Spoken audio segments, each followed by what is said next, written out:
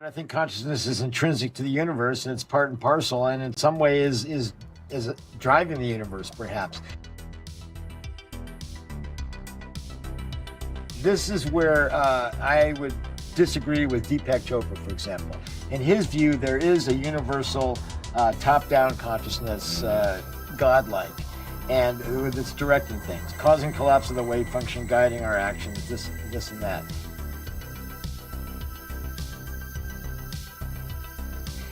I think that it's more of a bottom-up meets top-down, and that consciousness is actually in the middle.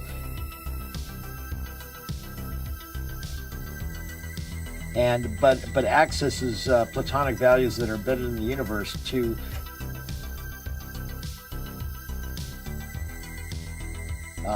better accelerate and move. So that's another massive assumption, that there are platonic values and platonic abstract objects that really exist. Yes.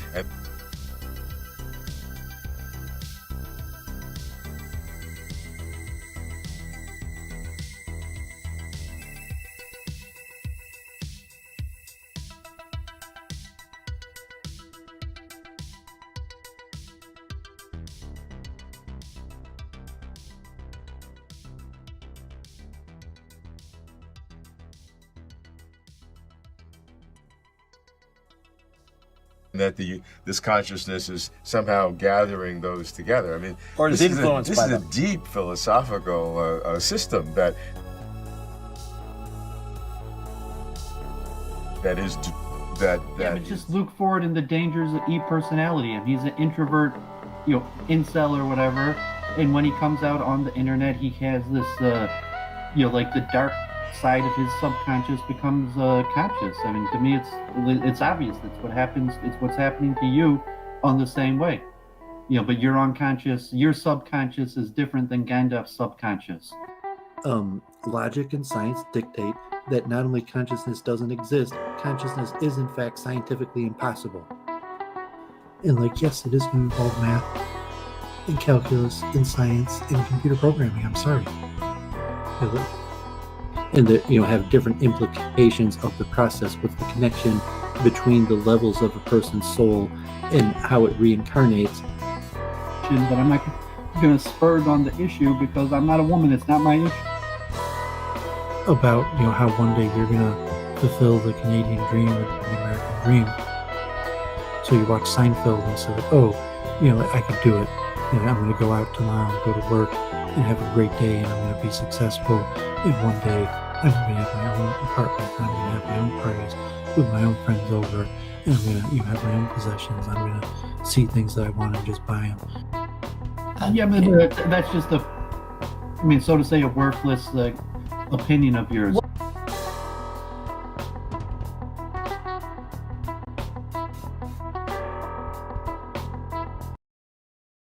Hello, everyone, and welcome back to Week in Review with Doooovid, the one and only co-host of the edge of the edge of the edge of the internet. Really looking forward to getting back into the swing of things. We missed show last week due to religious obligations, but we're back and better than ever. Over to you, Doooovid, for the introduction. Yeah, good to be back. See, I cut my hair. I did it myself. I actually. I was just gonna had ask, but I couldn't tell if you just brushed it differently, and I didn't want to be rude and be like, "Oh, you cut your hair." But so I'm glad you volunteered that information. Yeah, I only did like 4 cuts. Like it was pretty long, so I just sliced it like 4 times. It's probably uneven. But yeah, last week was the the major fast day, morning day, Tisha B'av, and I think relatively I fasted pretty well. So I was pretty happy with that. I think the week in review, it has the wrong. It should be episode 1012, and Yeah, I noticed that. I put the wrong number in there. I'll update it as soon it as has the I wrong can. date. Yeah, I'm about to share that. Yeah, so last week I wasn't able to stream because I was weak from fasting. I think relatively, I haven't smoked weed now for like a month and a half. So I think I had less toxins. I've been more careful about my diet.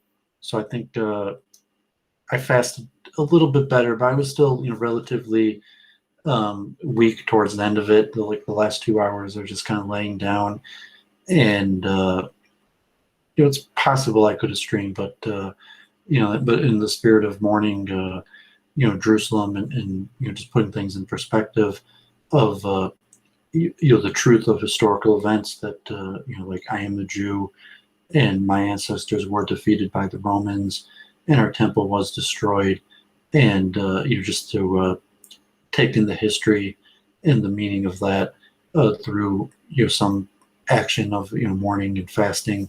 In a 25-hour fast day is it hits you, like a daytime fast. Sometimes you could get over it, you feel a little bit hungry, but it's hard not to feel weak after 25 hours and no water even, and even like not brushing my teeth, not bathing. You start to smell, start to feel uncomfortable, but certain value to that. So good to be back. It came out on a Sunday. Streaming wise, the Thursday before, I had Lipton Matthews on my channel, and the Jamaican scholar of the Van Mises Institute, and we had an interesting conversation. Maybe we'll talk about that. I'm not sure if anyone here saw that. So Nicholas, Gates fanboy, Nathan Lambie, good to be here early from the beginning of the show. And then Monday, I was supposed to debate Judas Maccabeus on authentic Judaism, and I guess it's very early in the morning there, so he was going to get up in Israel at like 5 in the morning. Looks like you get to guilt trip him next time. Da da da da da. Yeah, no, I mean, because I want to be a serious religious person and talk about religious issues. So like, no, it's not the way I feel about it. And I was unfortunately, only joking. Yeah, I so do that. Anyone who sees this knows Doooovid has no sense of humor and considers joking, in essence, a sign of bad character, and just shows the seriousness of the topic. Like, no, these are not joking matters. But no, he actually came down with COVID-19, and especially the topic like authentic Judaism, and so if it's interest, we could talk about that. I mentioned the reality of authentic Judaism to some extent is martyrdom, and martyrdom's no laughing matter. And that's why I said like the authentic Judaism to some extent means that you're going to do it, that I'm going to do it, and no matter what the result, I'm going to keep on doing it. And the Talmud and the texts are very clear about that. And he probably would have agreed, although that's not what he talked about. He was kind of like, pointing the finger at other Jews, but saying like authentic level has to be this acceptance of suffering, and like Hinduism, a detachment from the result.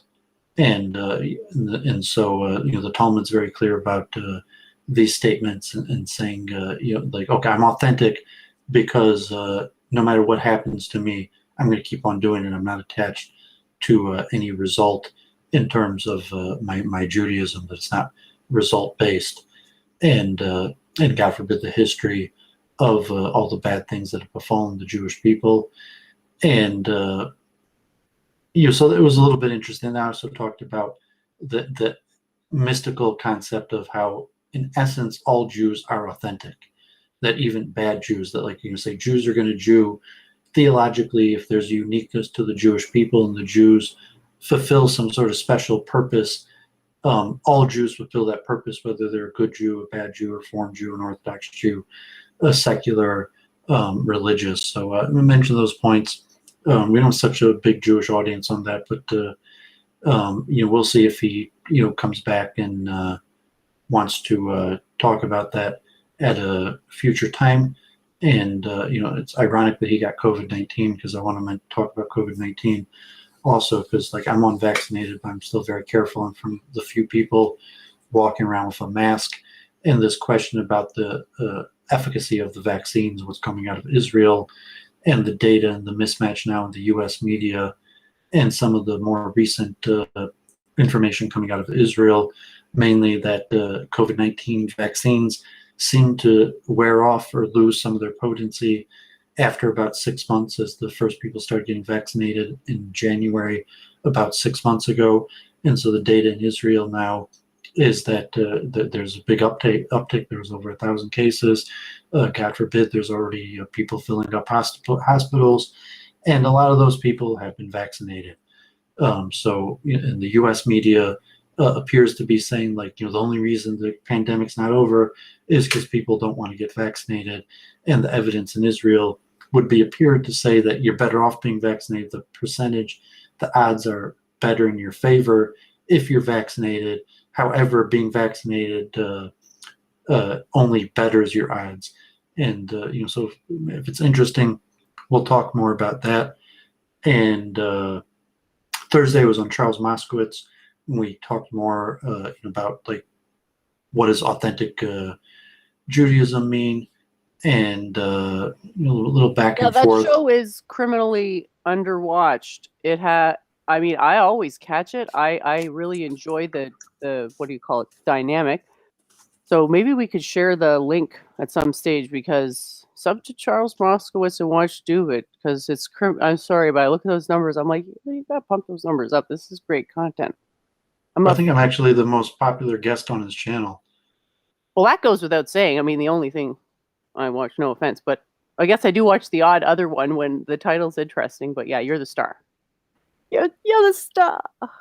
Sorry. No, I mean, maybe a scholar have something. And I mean, largely it's his own fault that like basic things that he doesn't do properly that cause his show not to grow, like not reading his chat. Certain.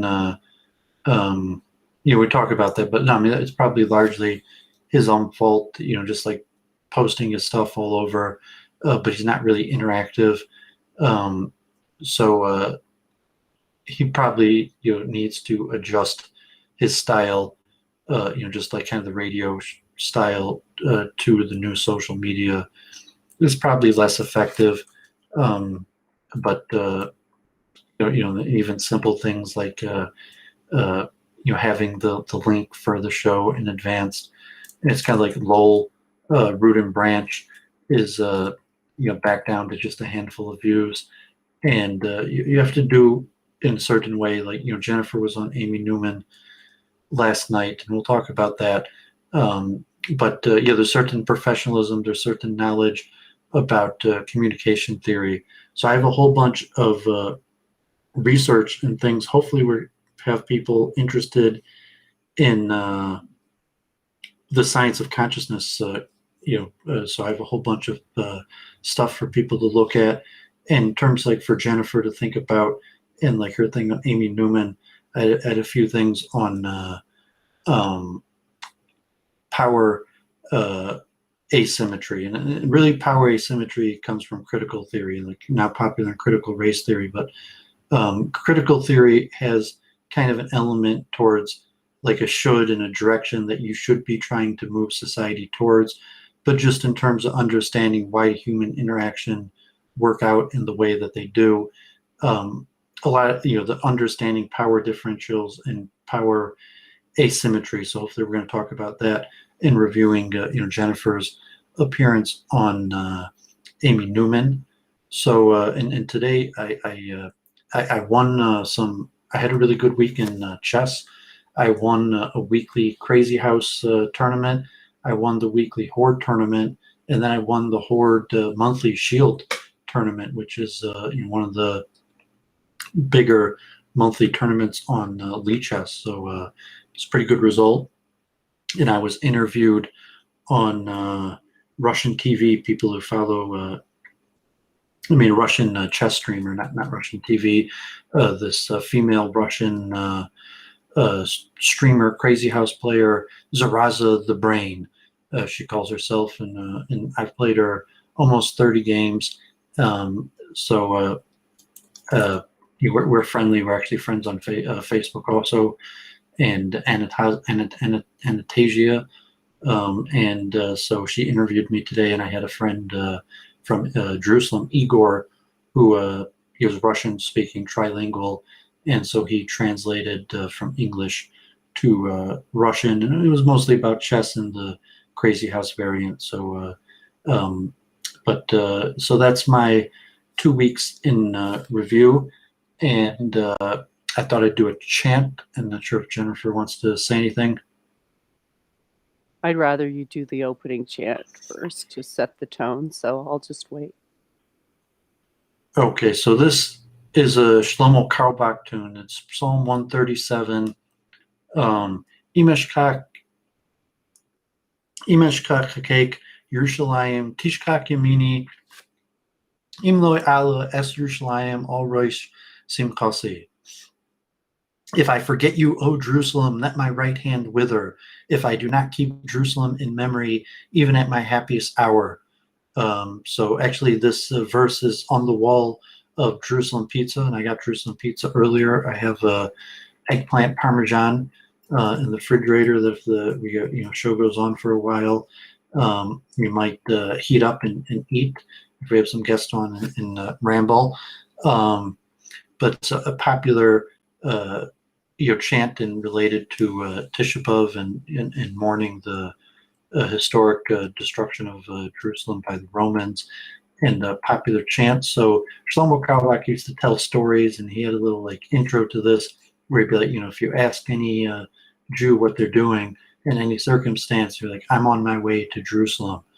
And from a religious perspective, it's okay. At all moments of my life, my heart is in Jerusalem, and I recognize that the world is substantially a different place because the temple has been destroyed and the temple is not built. And the kind of like the mourning and saying that serious rabbis in Jerusalem, it's forbidden to have musical instruments besides for the Sukkah holiday. And a lot of things within Jewish law have required mourning. So even 3 weeks in the summer is a whole mourning period with fast days. And certain rabbis, God forbid, they say never smiled, never laughed, and seriousness level. And with Lipton Matthews, I was mentioning this book I had read in high school, 2 books, Alice Miller and the Trauma of the Gifted Child. Of it's a T Jump Claire was on for a while, and he was talking about his depression. But maybe you never heard of Alice Miller's The Trauma of the Gifted Child and the relationship between depression and high IQ. And then another book I had read, Anthony Storr on Solitude, which Lipton Matthews had heard of both of those books. But Solitude examines people of great achievements of the past and mentions, sees that really they spent the majority of their life in solitude. And that's how they were able to accomplish what they accomplished, was because they spent 10 hours a day for decades dedicated to one thing and lived largely in solitude. But to have something like that in a tough spirit of Judaism, and saying that the Judaism we have today is a fallen Judaism because the temple has been destroyed, and proper Judaism is incapable of being filled out, to such a level where it's like, God forbid that I would laugh or smile. Like, what do you think? I'm a heretic? You think that I don't understand the basics of Judaism or God, that I would even consider laughing or smile when the temple is destroyed? And, so fasting in the time of mourning puts someone more in that spirit. And, not to be like a downer, the Talmud mentions stories about, rabbis who would always, ruin the fun of, anytime people were too light or brevity, that they would always remind people of suffering or something like that. But, certain value. And so this song is, saying that don't forget Jerusalem. This is a famous Shlomo Carlebach tune. Maybe I'll do briefly another tune that interesting. It's just a 2-part tune, low and a high part. I don't know if it's called, it's not really a hero's journey. Imeshkate Yerushalayim Tishkak Tishkak Tishkak Yemini V'im lo yales Yerushalayim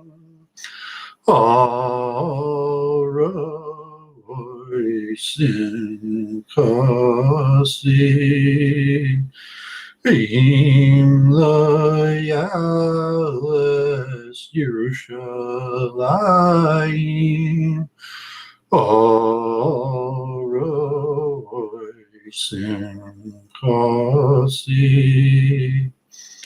So it's kind of what I was saying, that the verse in Psalms is saying that if I should become happy in my moment of happiness, that won't get carried away, because I will remember that Jerusalem has been destroyed. That really there is no happiness as Jerusalem lays in ruins. And there's another tune to it. This one kind of catchy tune. It's a 2-part tune, but I was having a hard time differentiating the high part from the low part because they're so similar. But this one probably Germanic in origin. Imeshkakek Yerushalayim Tishkak Yemini Im Layala Es Yerushalayim Arosh Simchasi. Okay, so with that, hopefully we have a lot to talk about, and not to trample on anybody's happiness, but kind of set a sad tone of seriousness, that life's not a joke, and You're just sharing with us the value of piety, and I appreciate it, because it's an important perspective. It steers the ship in many ways, doesn't it? yeah, and also somewhat for accomplishment, saying that people take life seriously, and even to an extent that that laughter or even happiness is a sign of not taking life seriously. And so I want to go in depth. I'll let Jennifer do her week in review and talk about the Amy Newman show, and we'll talk about this book, the cosmological argument from Plato to Leibniz. But even from Greek theory, is just say like was that a smile I see in your face? Are you laughing? Okay, Like, no, you're not Socrates, calm serious. down. I'm sorry. You don't take like you're not serious enough. Like, you're not going to accomplish. And I'm that's sorry, I read the Socratic method and I couldn't stop chuckling at how ridiculous it was. But I was saying, like, that's a Greek Stoic attitude. You think like Zeno, like the Stoic, and to say like, no, was that a laugh? Was that a smile on your face? Socrates wasn't really a Stoic. Well, I say Zeno was the Stoic. That's Zeno's paradox, right? Is that the Infinite Series one? Why can I never remember this? Yeah, Zeno and the motion that the if you have to get to the halfway point. But I think Somebody Zeno made that argument. I think there was a Buzzleb on the AB Doooovid show last night who made that same argument, that you can't regress back through infinite causes. They're related. I had never heard it phrased quite that way before. I was just by Key Jump, and he was talking like, like the only thing that makes him happy is hot blondes or Oh, that something was like that. cringy. And I mean, it's common, but just say like, okay, he's a hedonist and saying he can't control his desire for pleasure. So saying like, in essence, you're saying that to him the pinnacle of pleasures is the beautiful blonde, and so that's what keeps him going. Is my interpretation is basically his hedonism and is related to atheism, saying the dude is not serious about life. He might have talent, he might have done a little bit of work, but he doesn't take life seriously, and he's basically atheist, hedonist. And atheism is like I interpret atheism largely as selfishness, and because of like the seriousness of the Jewish mourning last week, just to put in that perspective of the stoicism, to say that like laughter or happiness could be interpreted as a sign of not taking life seriously, or in terms of goal oriented, I'm a serious person, like I want to accomplish things and do things, and person who laughs and smiles, God forbid, like you're gonna spend 5 minutes crying about the fact that someone laughed. That's worse than just a minor chuckle.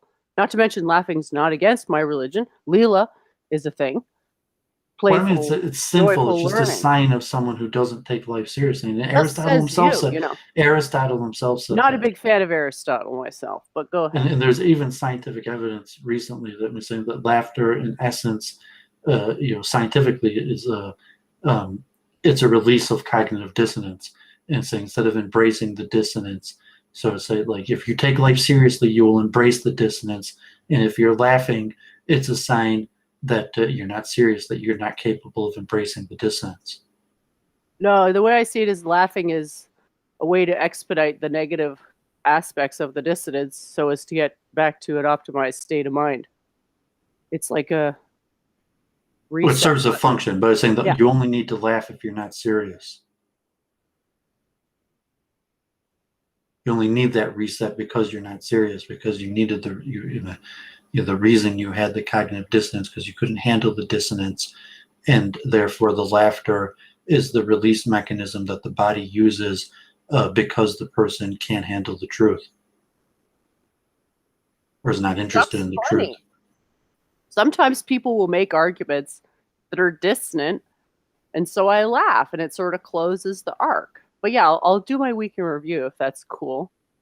Okay, yep. Or weeks in review. So I am, as those of you who followed the show for a while may know, and excuse me, I have a bit of congestion right now, but I have a hard time monologuing because, and this is something Doooovid's been helping me with for a while. Thank you so much. And it's really because I don't I don't want to say I don't trust myself, but I sort of don't want to waste my time talking because I am quite serious. If I think that there's a chance, if the probability of a misunderstanding is greater than the probability of an understanding, which is the thing that's going to lead people to diminished suffering, which is what I'm after. Like, is it really on that level, right? That's why it's like it's easy for me to say yes to Aaron Amahood, who wants to do the calculus stuff, because that's great. I mean, that makes me a better teacher. It gives anybody a chance to brush up on their skills for fundamental aspect of computation that most people don't understand well enough. So I know there's like no sort of risk. But if I just put out a solo video, it's like, is there any chance in heck that I'm going to maintain anyone's attention throughout the entirety of what I'm saying to the point that they can actually put that into practice in a way that actually improves things for them? Maybe, maybe not. So in sort of the spirit of trying new thing and be a bit stuck in my ways sometimes. But yeah, I did start writing out basically a script for one of these monologue type videos. And what I want to do is, and this is part of the reason why I'm participating in these modern day debate and adjacent shows like Amy Newman. And I think it's great, in a lot of levels, community, etc. But I'm also trying to basically figure out where are people getting stuck in the logic process so that I can address the problem like where it actually is and then work back from there. And so I was thinking, like, okay, I'll break it down into like a bunch of maybe short videos, not longer than 15 minutes, I'm thinking, to just answer all these questions, not give like a concrete answer, but unpack the question to the point where what is being asked is actually clear. As opposed to, if you watch the Amy Newman show, I mean, Doovid said maybe, that my expectations were unrealistic. I didn't really feel let down because I didn't really think I had expectations going in other than of myself that I was going to get my points across. The bit where Soldier Science sort of called me Karen and jumped in, it's like, you don't want to diminish the potency of a meme. Not that I endorse this meme in particular, but like by just throwing it out there to sound cool. It's like, I had a lot to say. I don't always talk for that long. I thought all the stuff I was saying was quite useful. If you're going to call someone a Karen, you need a little more than just like gave a long speech, right? Because then it's like, well, stupid a Karen just there or a K-Ron, you know what I mean? So it's like rhetoric matters. And that's something where most people either have they're like a one-trick pony. Because like T-Jump sounds smooth, but what's he really saying? Like he's saying that he made the argument that like there's no difference between life and non-life on the chemical level, as if that's relevant to anything. Like if a 5-year-old wouldn't agree with you, your argument has some problems, right? Like on what level is life indistinguishable from non-life? And if you're really going to be that vague on your equivalences, well, on what basis do you justify such vagary, right? Like, morality is an emergent property. What the hell does that mean? Like, this opinion's not going to Socratize, not going to undergo, like, it's going to be devoured by a Socratic inquisition, which is why I think it's funny that Claire is now on T-Jump's Discord, so I figure that they can just, like, Socratically dumpster fire themselves into oblivion, and hopefully they'll be the mutual proof to each other that the Socratic method for what it's best for is awesome, but then it has a hard limit as to what it can do in the bigger picture. And I think we really saw that. I'm not going to name names, but the Amy Newman show, there were some points where the communication definitely could have been better.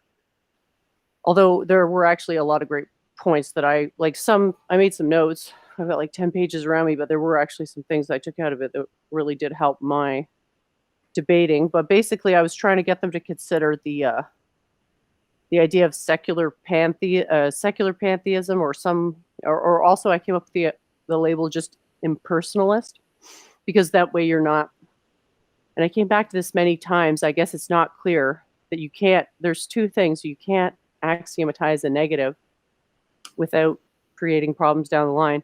And then the other thing, which, I guess it was just the axiomatizing of a negative / the point of the cosmological argument, which it was actually the contingency argument, which I was for a while having trouble understanding what the difference was. But apparently there's a definition in philosophy where contingent means something slightly different from what it does in the common parlance. I'll go over that, and I say, unfortunately, like everybody on that stream lost. No one really knew what they were talking about, and I also did more research on see the Big Bang and the creation ex nihilo comes out of the cosmological argument, and it comes about 1,000 years ago from Islamic thinkers and gets amalgamated into the Bible. So I actually mentioned that to Charles, and I guess it went past him. But when I mentioned that there's, historically, it's very unlikely that the ancient Christians or Jews believed in creation ex nihilo. They believed in these primordial bodies of water that were used to form creation, and the biggest basis for creation ex nihilo is actually the cosmological argument, and the cosmological argument advancing, coming through the Muslims and then the Jewish scholars, Saadia Gaon and Maimonides. Saadia Gaon is actually the first major person to incorporate the cosmological argument into the Bible, and the concept of creation ex nihilo into the biblical creation story. So I'll go through at some point, tonight, this in-depth analysis of the cosmological argument. Thanks. Yeah, so I don't have to get bogged down with going on into that too much, but the idea of grounding assertions in metaphysics, I realized not everybody even knows what that means. And then I tried to explain that basically empiricism is self-defeating because you have to axiomatize that empiricism is true, which is itself a metaphysical necessity. So there's like a minimal, I was trying to get to the idea of like a minimal metaphysical complexity to ground logic, which is, I brought it back to this guy called Darth Dawkins, who's kind of like someone that they laugh at. And I understand why, right? He's got a point. And I'm like, well, maybe you could just acknowledge his point, and then this would not be a weak spot because the atheists could have stronger arguments against the theists, but they're not acknowledging the inherent flaw in the assertion of a negative axiom. A positive axiom you can generate information from. And just because it seems tautological, Emmy Noether's symmetry principle sounds tautological. The least action principle, the principle of whatever, the stationary action principle, it has a different name. Apparently, I've been calling it by an irregular name, according to Google. These things all sound tautological. That doesn't mean that they don't give information. So tautology, in and of itself, just to be clear, you don't have the ability to judge ad hoc whether a tautology is predictive. So I am that I am, or cogito ergo sum. I am therefore, or basically I think therefore I am. Is that even really a positive axiom, or does that even make predictions in any way? It is unclear. The prediction to me seems to be whatever I think is true is true. And that does seem to be de facto what's going on, because there's this subconscious idea that mathematics equals reality in a way that it doesn't. The chain of setting up why math works is not actually the way math works. And I should have caught on to this earlier when I was talking to logical, floggable, blobbable there, realizing that we hit up against a brick wall, and it's like, oh, I'm gonna have to get really creative to make this point, because if this isn't self-evident, and I've got a diagram here, so I've got like my latest blog post there, sort of meant to be like, I really liked, those placemats, when you're a kid and you're always spilling milk all over the place, like, so you get placemats, like, so I wanted to make placemat style diagrams just in case somebody wanted to placematify them. But yeah, it's really simple. But if you can't tell the difference between your metaphysical and your physical layer, like, there's different words for this, but like all comes back to the idea of non-dualism versus dualism. If you don't know the difference, you have a very hard time conceptualizing of things. So I'll make a slightly different argument that I've made before, is that the universe, if we put aside the aesthetic arguments I made before, the universe is comprised essentially of two things, things that are subject to change and things that aren't subject to change. So the question is there anything in the universe not subject to change? And the answer is actually there's quite a bit. Like the perfect sphere never changes. You can alter it. You can, apply isomorphisms to it and move it around and whatever. The concept itself is an eternal concept. And there's a bunch of things like that. Like another one is gravity, right? So the distribution of mass changes, obviously. It's constantly changing. Every time you clip your toenails, it's all over the place. But the fact that mass exists, that's eternal. Conservation of mass. So we have to somehow separate that, because the inference of what will happen in the future is dictated by the same dualism, i.e. the monad is primordial. It comes up at every stage of computation. I say the word like a cookie cutter, but it appears my point's not really being made. So hopefully that'll resolve itself at some point. And let me see what else. I went on Ralph's. That was I really enjoy taking on like a bunch of people at once. You know? So it was not but it wasn't fruitful. So that's why it's like, are we gonna debate or not? And he's being kind of cagey, like he's not setting a time. I don't think it's gonna happen. I just, what's the point? He's not gonna change his mind. Neither are his followers. Yeah, I told Jennifer now she's got over 1,000 subs that she should go for monetization and kind of just realistic expectations, and to say Jesus tells his followers that I'm going to be crucified. These people are going to try to kill me. That's what's going to happen. Don't think there's going to be a party. Don't think good things going to happen. Like, these people are going to hear what I have to say, and they're really going to try to kill me. Have the realistic expectations, and if you have these great ideas, and like Doooovid won a chess tournament, I was mentioning Solitude. At a certain point, it's just me and a handful of people that could beat me, and it's kind of unfriendly competition. We all want to be the best, and we could beat the majority of players, and are working really hard just to beat the handful of people that really work at the game. And with ideas, you're saying that no, most people are never going to understand what you're talking about.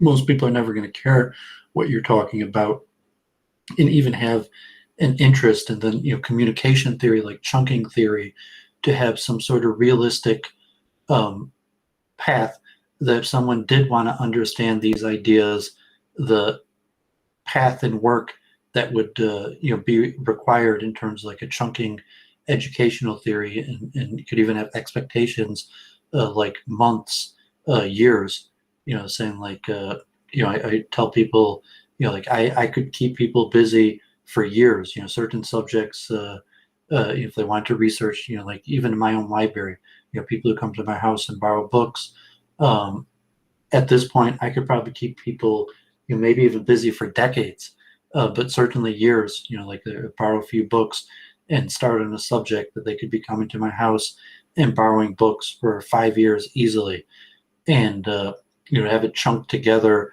in a way that I understand the subject, and I understand the process that it takes to go from ignorance to knowledge.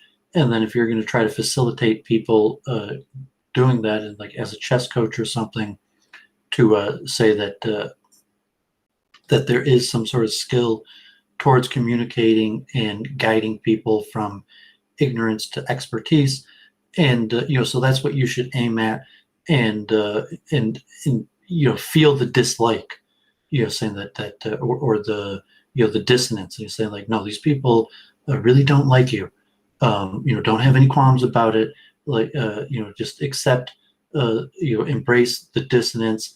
And then if you're going up against people, it's saying like, like it is war, that there is going to be, there will be blood, there will be violence, God forbid. Oh, Doooovid, not this again, please.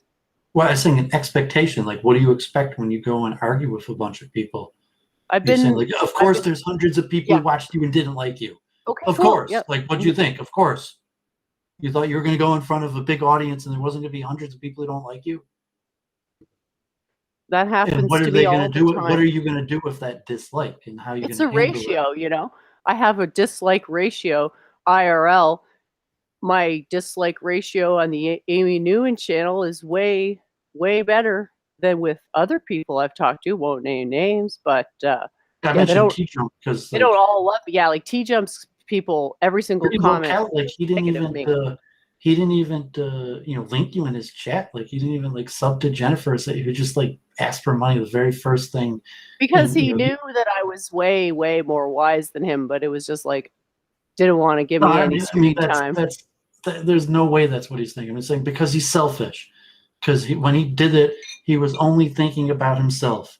No, and he links other it probably people. didn't even cross his mind, and so it's just like, me. He's actually And really nice to some of his guests, so I guess it's just a matter of whether he wants to pump them up or not. He's not fair a between value people. proposition.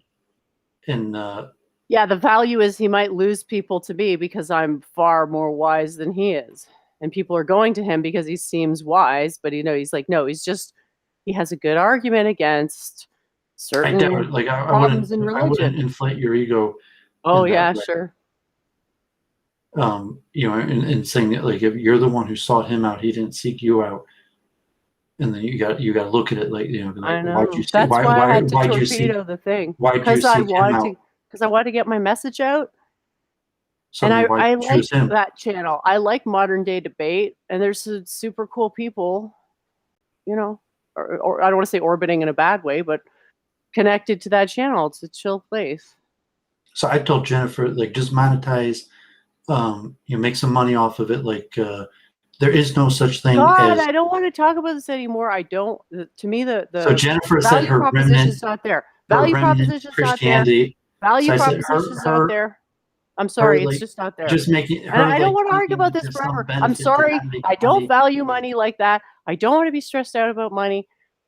I don't want to heat on the channel. I'm sorry. It's the value proposition is not there. This is something I just chose to do as a volunteer thing. It was just like my yoga class. Like, I didn't want money for that either. So you didn't have any way to accept donations?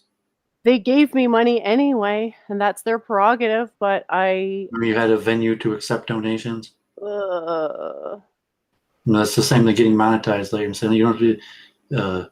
In fact, you have. I looked on your video. You do have a thing to StreamYards to take money.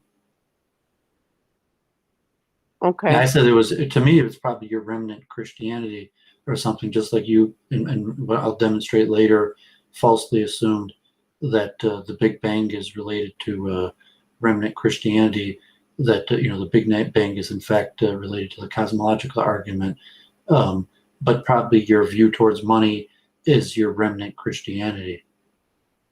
Cool. I don't want to argue about it, but whatever you need to tell yourself is fine with me. But there's, I encourage you to get monetized, or say maybe as a way, but like, no, man, at the end of the day, you can't, there is no way to get people to take you more seriously.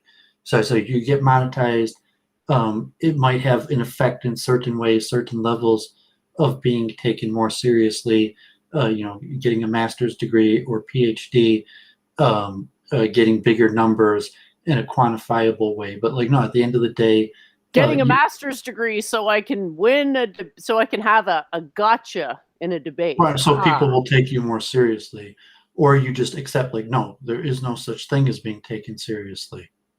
There's ideas and people, and they're not exactly the same thing. So if my ideas are getting traction, I'm happy. Like, to hear Hammeroff describe it in terms of Platonism, I was just like, my heart swelled to the size of India, because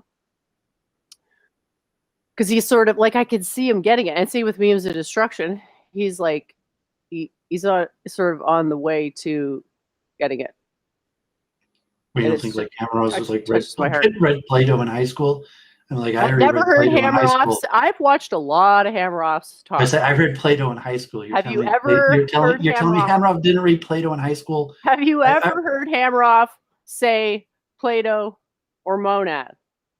Because I haven't. I could be mistaken. Yeah, but I haven't heard him say that.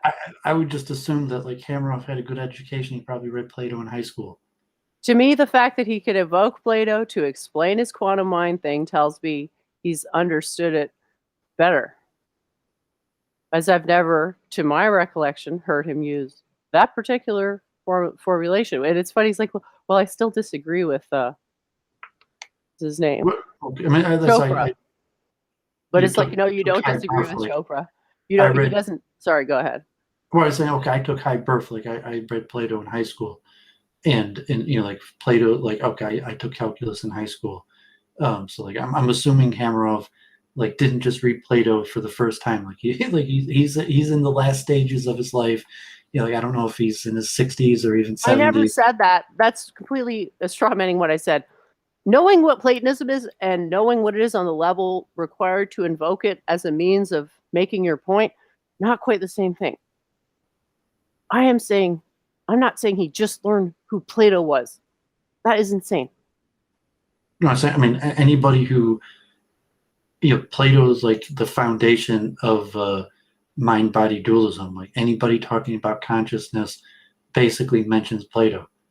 I haven't go through to say that, like, whether Hamerov historically talks about Plato or Platonic, the monad. And it's why I mentioned to Jennifer about when she was on, like, if history is not your strong suit. And so she's saying Hamerov, like, history was never his strong suit. And so now he's expressing things with a deeper understanding of the history of ideas. And that's what the man who came on your post debate show about the scientific peer review, but of publishing a paper where you have to go through the history, the development of the idea, and how your idea fits in with the historical development and what the great thinkers of previous generations till this generation have said about the idea. And so, like, if Hamerov is just mentioning Plato now, like, that's a bad sign, not a good sign. Well, what can I say, Doovid? They can't all be me. They can't all be, Me. God forbid, ignorant of history. As good at physics as I am. I'm applying what I already know to physics. I'm not trying to cobble physics together from God knows what. The Socratic method. Sorry. And from being educated. Pardon? From having a good education. Well, they've been presented. It's more of a historical indoctrination of ideas. It's not been taught how to.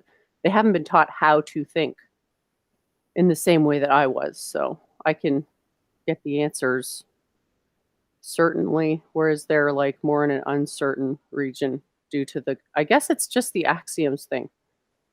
People don't know how to ground axioms at the end of the day, or why.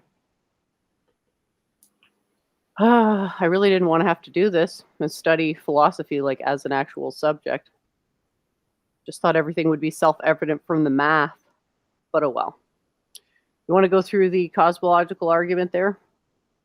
Yeah, I have a whole bunch of things to show, and I actually downloaded a whole bunch of books on the monad also, and I got a whole bunch of Leibniz's actual works, and some Origin and the Greeks, and even a few books on the history of the monad, but I didn't have time to look at those. So let me do a screen share and show a whole bunch of interesting things. And if we get Gandalf on at some point, say also I had the tree in my front yard. I had it taken down because there's been such huge storms, and the tree was like 50 years old, and I had to take it down. It cost almost $5,000. God forbid, a huge undertaking, and it was like a crew of like 15 people out here, and so is my screen share working? Yep, you're good to go. Okay, so here's the local DTE power outage map. So here you can see right now, currently there's 93,000 people with their power out. Thank God my power didn't go out. Otherwise, my basement probably would have flooded. There was a huge storm last night, 60-mile-an-hour winds, and in flood level rain, and the power in my area goes out very easily. So you can see this area here, there's like huge power outages. I'm around here, and actually, just this little chunk, like, surprising my power didn't go out. But my sump pump wouldn't have worked, and my basement probably would have had flooding had it been. So thank God. And I'm probably gonna have a tree in my backyard taken down too. And God forbid, like, an estimate's like $3,000-4,000. It's a maple, and I guess it's rotting from the inside, and it's in danger of falling on my house. And it's just a massive tree. It's kind of interesting that how they climb it, and in order that it doesn't fall on the house, they have to tie the branches, so when they cut, they don't fall down the house. They're if you tie it so it falls in a controlled way, and so it takes a lot of work and it's very expensive. And then the wood chipper. So I had 10 guys at my house with chainsaws and trucks of hauling away wood. They filled up 2 massive trucks with sawdust of all this chipped wood. But you can see here, I mentioned a few weeks ago, I had to, there's a lot of power outages and a lot of windstorms in the last few weeks, like unprecedented 60-mile-an-hour winds, multiple days in a row, flood level. Michigan's been, areas of state of emergency from flooding for weeks now, and it keeps on coming. I've mentioned this to Jennifer. This is the New York Times, and there's all these fires around Canada and the West Coast. And the other day after the storm, you could smell the smoke. And this is a map, a time map of a few days from July 18th to the 21st, when I think I could smell the smoke. And so the windstorms brought the smoke from the fires thousands of miles, and then when the rain came down, it brought the smoke down, so that people in Detroit were smelling the smoke of forest fires. And I think the global warming, from if Gandalf shows up, hopefully we'll talk about weather, but the global warming is pretty obvious that what happens is that warmer air holds more water.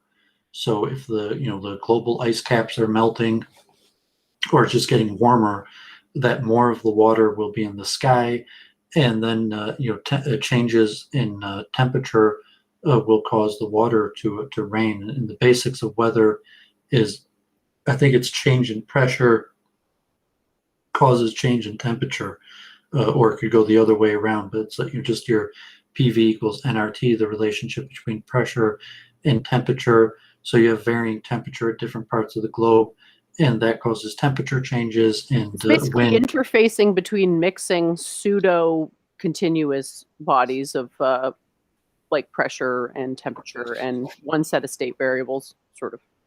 You can see there's various portions sort of running into each other and interfering along the boundaries.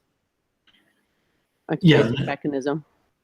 So this is kind of like your, I talk about pretty often your differential equations and your vector fields and predictive, that you can't predict the weather, but you could have a vector field that will give probabilities of what's going to happen. And but it's saying that these severe weather events in Germany, there was the massive flooding. Here in Metro Detroit, there's been flooding, and in temperature, for whatever reason, it was very cold relatively to the rest of the country. Here in Michigan, could be related to the water, and just these mass power outages. So pretty scary in terms of what might happen. So I'm trying to prepare for the consciousness conference. I watched a lot of videos. I watched all of these. This was I found this YouTube page, only 7 subs, but it was pretty good material about when experts disagree. It was mostly science related. I think I one of them I linked to Jennifer, but a lot of it talking about the scientific method and empiricism. How do you know what you know? And so people want to delve more into that. I have here also from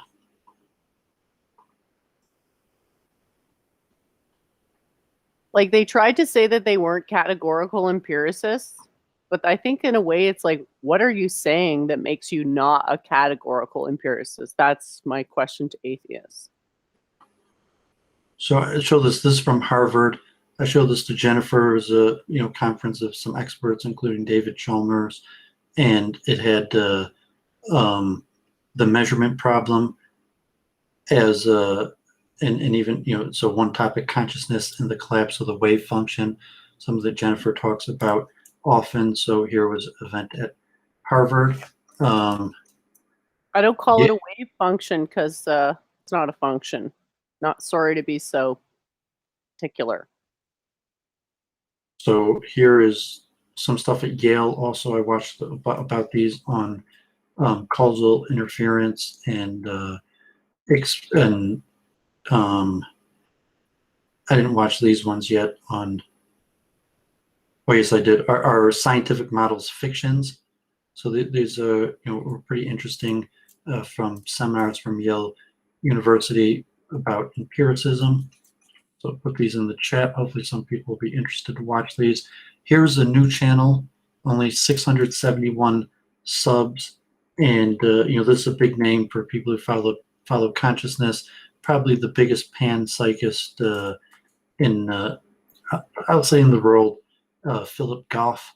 I've covered him on my channel, but in terms of producing scientific papers, speaking at conferences, Philip Goff's one of the biggest names in panpsychism. So I think MindChat is his channel. Just a few months ago, I watched all of his contents. He's had 4 podcasts and talking to different people. So encourage people to check that out. What was that podcast that you said that he said he might have you on towards the end of this year? I know I forwarded you his page because he talked to Anil Seth and watched that a few times. But Jennifer said that she was commenting, and he said he might even have her on. That he was going to try to have some, so to say, smaller names that are in his chat or message him on.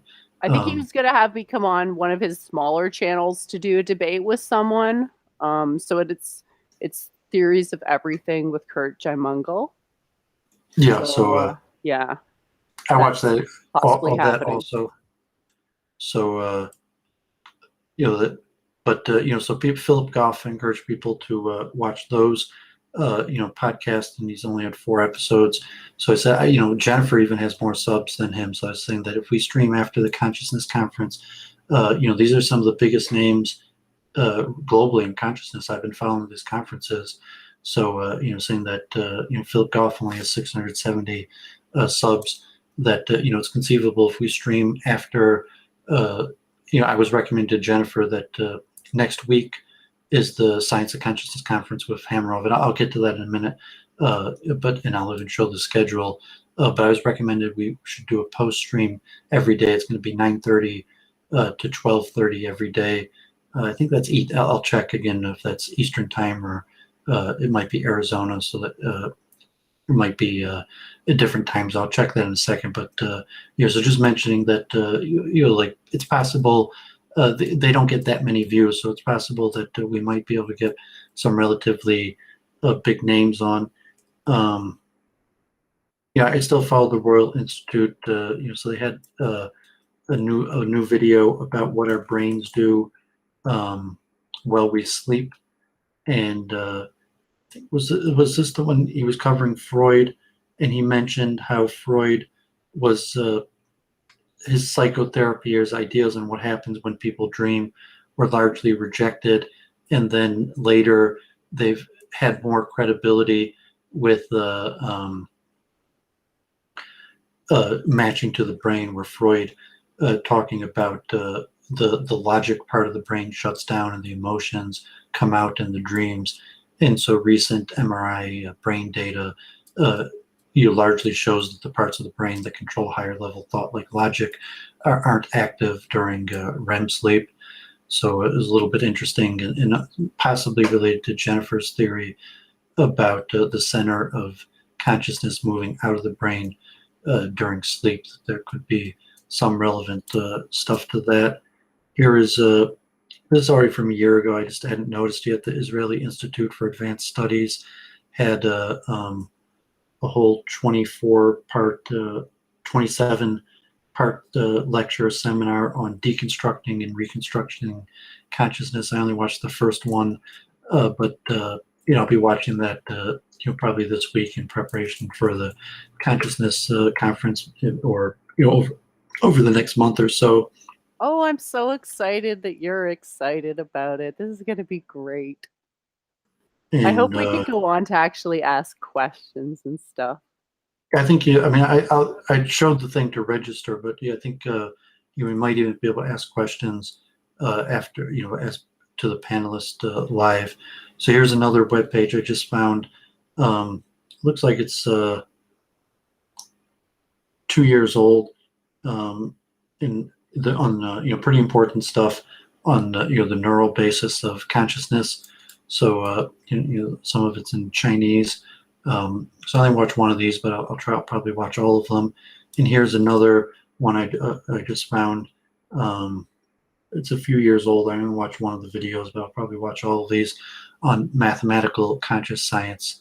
So just to be up to date on the most recent theories of consciousness and the experts, and you hear the names and hear the ideas. This I think was the one about Freud, and this also from Harvard, and about what the most recent evidence of the brain during sleep and dreaming. Here's another interesting lecture on the neurobiology of plant consciousness. Someone out of India, and he goes into just definitions of consciousness and what does it mean to be conscious, and then so to say the evidence of plant consciousness, or depending on how you define consciousness, whether that would be exhibited in plants or certain things like do plants learn, do plants make decisions. So I've talked about that in the past. I think last year's consciousness conference had some seminars on plant consciousness. Here was that one I mentioned, David Chalmers on consciousness and the collapse of the wave function. Here was Theology Unleashed with Arjun. He had on another time this neurosurgeon, Michael Egnor, who I think is going to be debating T-Jump on atheism. And I guess he had been an atheist and then came around to being a believer, and he wants to debate T-Jump, who I predict T-Jump will probably beat him. But he talks about materialism, and just because being right and being a good debater are not necessarily the same thing. Unrelated, but very interesting. So a nice lecture. Charlotte Dennett about Follow the Pipelines, how oil shapes U.S. foreign policy in the Middle East, and just looking at historical wars and foreign policy and maps of oil pipelines. And so it's pretty interesting. I traded oil for, I worked for a person in New York who even had seats on the oil exchange, and I worked for a company in Chicago that trading oil, and so we've talked about the importance of oil multiple times, and then relating it to like Israeli, Middle Eastern politics. Be interesting. So it's some good maps and visuals to express the point. Here's some free books I read online. So here, The Phenomenological Mind: An Introduction to Philosophy of Mind and Cognitive Science, and just to the historical and philosophical development of what is mind. So I actually got a whole bunch of books, but this one's free. So if people want to read that, here's another one. This one I'm in the middle of. It's a longer one, Cognitive Science: An Introduction to the Study of Mind. And just look at the table of contents here for a second on the philosophical approach, psychological approach, cognitive approach, neuroscience approach, network approach, evolutionary approach, linguistic approach, the artificial intelligence approach, robotics approach, and then going through the definitions. So this probably stuff that like Benjamin Watkins, who I debated, talked with on Theology Unleashed, understands quite well, and as we do this to understand the terminology that other people use. So encourage people to read up more about it. I saw this actually. Richard Spencer tweeted this out. Sabina Hassenfelder, and I don't think I'd seen her on other channels where she was a panelist, but I never actually tuned into her channel. But it was interesting, nice graphics, and she said that this was actually sponsored by Dr. Brian Keating. But can physics be too speculative? So this was kind of like nice graphics, easy explanation about some of the problems of empiricism, or what truth is related to physics. This book, I hope to go somewhat in depth here. We'll talk about in depth. This is the cosmological argument from Plato to Leibniz. So just the Amazon link to the page. I have the book here, and I just finished it. So hopefully I might even read parts of it. We'll see what we're going to do after. But I talk about the cosmological argument, and even things like they say that in reality, the Big Bang probably comes from the cosmological argument in the biblical history. Related to Jennifer's talk on Amy Newman about the cosmological argument, there's something called the Kalam form of the argument, and this book goes into detail about the Arab evolution. Say that historically the Greek wisdom was relatively lost, and it was brought to Europe from the Arabs. I guess the fire and the destruction of the Great Library of Alexandria, and a lot of the texts survived through Arabic, and a lot of the main forces for the Greek wisdom re-entering the West came from the Golden Age of Islam, and the Islamic conquest into Europe. And the great thinkers of the period from like 800 till 1100 are mostly Islamicists, and we call the Kalam form of the cosmological argument.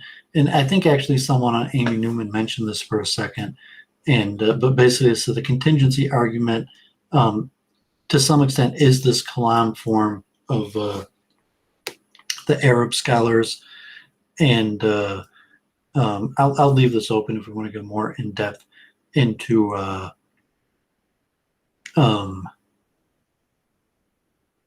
the cosmological argument. And the framework of the argument appears identical. Maybe there's something I'm missing. We'll go over. I mean, if you want to go in depth on the history and the development of the cosmological argument, but what is the contingency argument, and the principle of sufficient reason, and but I'll just read here quickly. The argument's key underpinning idea is the metaphysical impossibility of actual infinities and the temporal past infinite universe. But the main point of Kalam, which comes into scholasticism, is that the universe is created. That the Platonic Aristotelian ancient conception of the cosmological argument did not include a created universe. It included either a monad or a dualistic interpretation of the universe, and that Plato uses the cosmological argument to prove karma, that you can't sin and get away with it. Why can't you be a criminal or a murderer or a rapist, or God forbid any of these things? He's saying because there's karma, and the reason that there's karma is because of the cosmological argument. Plato was a dualist, so this Aristotle is more what do you mean by a dualist? Well, I'll cover that more. So, but I think the way you just said it is a bit confusing. So yeah, where do you want to start with this thing? Well, let me finish some more. So I'm just gonna, I mentioned the Kalam argument here, and I'll cover that more in this book. But I wanted to, mention that, and so that the scholarship on the Amy Newman show was, God forbid, it was lacking on all levels. So people want to look more into that. Here, I was just looking if there's anything about the Science of Consciousness conference, and this was the only thing I found. This one article is actually in Science and a whole bunch of things, the exact same article. And just read briefly. One of the most important open questions in science is how our consciousness established. In the 1990s, long before winning the 2020 Nobel Prize in Physics for his prediction of black holes, physicist Roger Penrose teamed up with anesthesiologist Stuart Hanroff to propose an ambitious answer. They claimed that the brain's neuronal system forms an intricate network and that the consciousness this produces should obey the rules of quantum mechanics, the theory that determines how tiny particles like electrons move around. This, they argue, could explain the mysterious complexity of human consciousness. Penrose and Hamrose were met with incredulity. Quantum mechanics laws are usually only found to apply at very low temperatures. Quantum computers, for example, currently operate at about negative 272 degrees Celsius. At higher temperatures, classical mechanics takes over. Since our bodies work at room temperature, you would expect it to be governed by classical laws of physics. For this reason, quantum consciousness theory has been dismissed outright by many scientists, though others are persuaded supporters. Instead of entering into this debate, I decided to join forces with a colleague from China led by Professor Jingmin Jin at the Shanghai Jiantong University to test some of the principles underpinning the quantum theory of consciousness. In our new paper, we investigated how quantum particles could move in a complex structure like the brain, but in a lab setting, and our findings can one day be compared with activity measures in the brain. We may come up one step closer to validating or dismissing Penrose and Hamroff's controversial theory, and then they go into the brain and fractals. So encourage people to look at this. And I was searching on that was the only thing I found related to a Penrose Hamroff conference at all that mentioned them. And here is a paper from China a year ago. I couldn't find their new paper. It wasn't free online about fractals, but mathematical methods of fractals to explain possibly the Penrose-Hamroff hypothesis in a way that would be able to make predictions. So I'm not sure if you saw that, but so links in the chat. Encourage people to check that out. Maybe we'll hear more about that next week. I was looking, so I was thinking, should I get a new MacBook? And so it looks like they're going to come out with the new MacBook 16-inch one. It was supposed to come out at the end of this year, but it's going to come out next year. The new processor, better model, and then they might even have like a Mac Air coming out in 2022. And so actually the prices are discounted on the MacBook now. So I'm not sure. I'll probably wait and get the new one.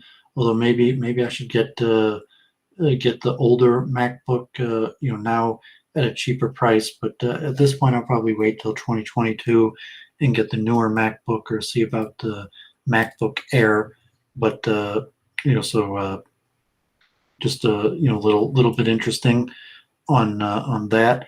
I was talking to Jennifer, just about on general. I was talking about why I thought she should get monetized, or kind of the disaster on Amy Newman or T-Jump, and I think disaster is perhaps an overstatement.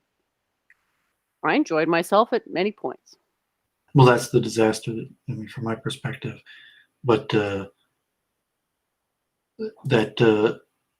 this concept of power asymmetry, and like I mentioned, the Socratic method implies largely a power asymmetry, that you could only do the Socratic method on someone, that there exists a power asymmetry, and saying you take people more seriously when there's a power asymmetry. And what does it mean to have a power asymmetry? So it's okay, like being monetized, having money, having a position, having followers, having credentials, that creates a power asymmetry in a way. But like, the Amy Newman's a disaster. Like everyone wants to do the Socratic method on each other. Everyone is like, I talk, you listen. And it kind of say like interfaith. It's all preachers, no choir. And so everyone wants to convert to, so it's basically like everyone is cursed because they're preaching to other preachers. So there is no choir. There is no audience. I describe that there were some preachers, but I don't think everyone on that panel I would describe as a preacher per se. Some of them do actually seem open to the ideas. Well, I mean, because they had like a tiny bit of professionalism, but like, yeah, I put that in all preachers, no choir, and everyone wants that power asymmetry where it's going to be I talk, you listen, Yeah. and it's That's what why like I suggested like a sharing is caring model where we all make the intention of the goal of the show is to everyone talk for approximately the same amount of time. That's the overall like I think that would like it became extremely what do you want to call it? Aggressive? No communication? Communication breakdown, there you go. yeah, I mean, communication failure, and saying that you have to, what is the point? I'm saying the point is to, like it's like a testing ground to get a modern day debate, so you could get put in front of T-Jump's audience or something like that. Versus some sort of educational thing, is saying like, if you really wanted to, someone really wanted to know like what Jennifer had to say, they would migrate to her channel, or she should have her own educational content that they could view at their own leisure on her channel. So like, what is even the purpose of those conversations? It's hard to know. But so this concept, it helped me for rhetoric. Just see where people were getting. I thought I touched on this briefly, but yeah, it's important for me to improve my rhetoric, and I have to know where people are getting stuck in the concepts so that I can address those stucky points more effectively. it's kind of like training ground. That's okay. Like that's the B tier. That's not really quite cut out for modern day debate yet. So you have to hack it out, work out your work it out in the Amy Newman show, and so it's kind of like the minor leagues, the B list. That's kind of always unfriendly like that, because most of the people there are never going to make the cut, and then there's the capitalistic Greek competitive system, where it's okay that there's 10 people and only 2 are going to be chosen. So if you could knock one of the other people out, it increases your chances. And then fighting dirty to that perspective from like, Prisoner's Dilemma has its utility, because it's, just like, okay, like, one of us is going to be a minor debate next week. And so, God forbid, if you could kill half of the other panelists, that increases your odds of being that one. But yeah, I mean, so that's kind of like pretty negative, but that's how I viewed it. And it didn't look, so you have to have understand, like, if you're there intellectually to learn from other people, how do you establish expertise? How do you establish who should be talking and who should be listening? And so there didn't appear to be any of that in terms of establishment and of expertise. And we're going to talk about this topic, and then we're going to listen to the people on expertise. And so people are interested more in this power asymmetry. It actually comes from critical theory, and it's like critical race theory. But in management and business, there's a lot of concepts about power asymmetry. Like if you're in a business world, if that was like a boardroom meeting and all of those people were being paid hundreds of dollars an hour. So like my mother was a big lawyer who worked for big corporations, and she would be on conference calls with 20 people, and saying all of those people are getting paid hundreds of dollars an hour. And so the person who's footing the bill, if it's not a person or if it's a corporation, is paying tens of thousands of dollars an hour to have all of those people on the call. And then you're going to have one person talking and everybody else listening, and everyone there is getting paid. You need to establish expertise, and even money doesn't work. It's like relatively even to people who pay large sums of money for those type things. There's still substantial inefficiencies, but saying the money factor probably is the single best thing that we have in the current realm for the establishment. Screen sharing the show, which is creating recursion, which is giving me motion sickness.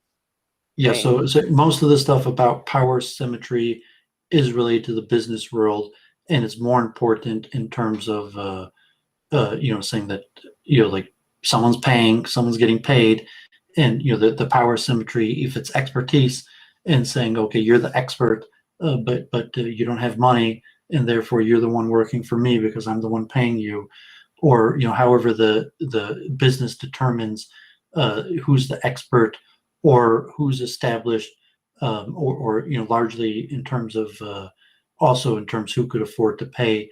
That the power symmetry is monetary in the terms of like a Judaic understanding of money is karma, but power is always fought over, and so it's an interesting way to look at.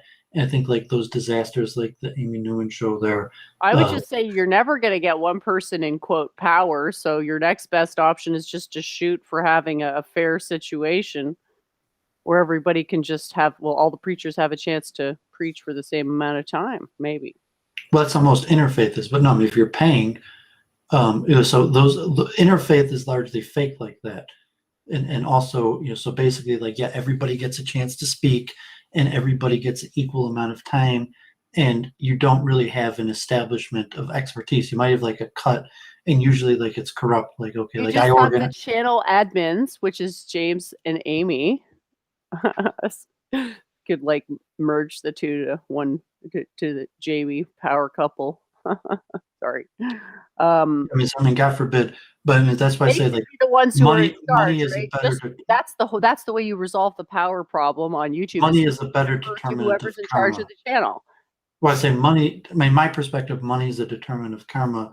So, like, God forbid, everybody there is the B list because none of those people warrant money. No one, God forbid. Oh, that's just a wonderful attitude. I'm sure they'll be super happy to hear that. Well, just accept the reality. Say like, no one would pay to hear any of those people who are on the show.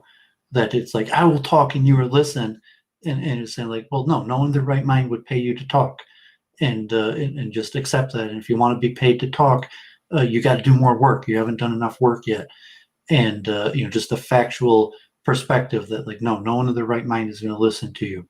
If you want to be listened to, you have a lot more work to do.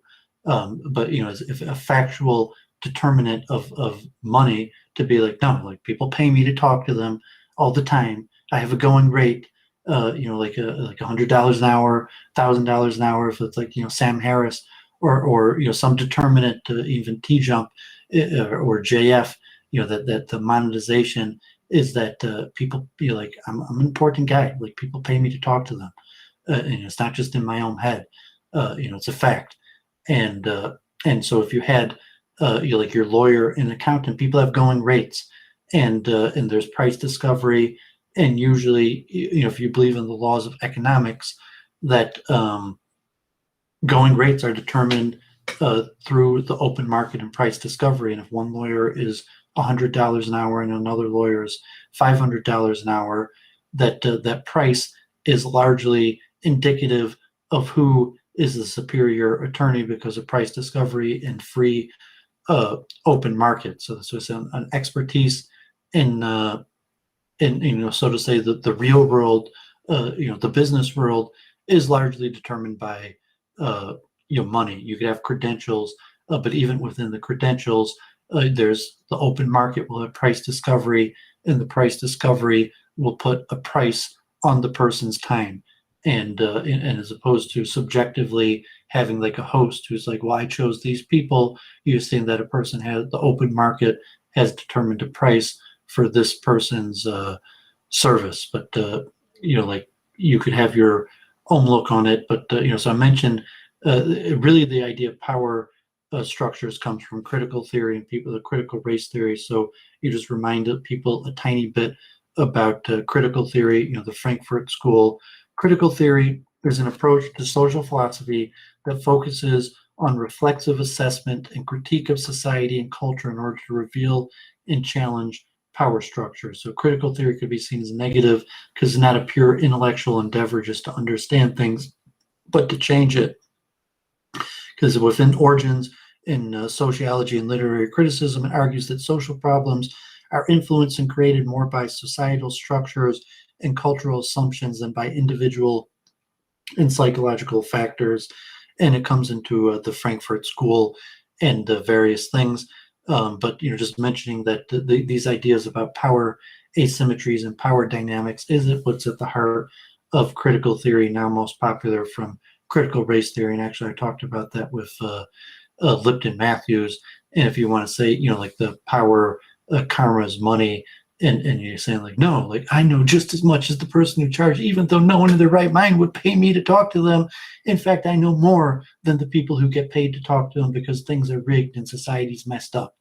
That would be, possibly a view I of didn't critical. say that. Oh, that's critical theory saying that. Okay. Yeah, but I'm saying that so I'm if I'm being harsh on Amy Newman's show, which is factual, that like no one would pay to hear any of those people teach them, and you're saying like and you say that if you believe in the laws of economics, you say well, it's because they're not there yet, and maybe none of the people that are going to be there, maybe some of the people will have the work put in and they'll be there. Or if you're a critic and it's like you're like because things are rigged against me, and in reality is I know just as much or more than the person who gets paid hundreds or thousands of dollars an hour to teach, and it's because society is rigged against me that I'm not getting paid and they're getting paid. So the current structure of society, basically everyone thinks that.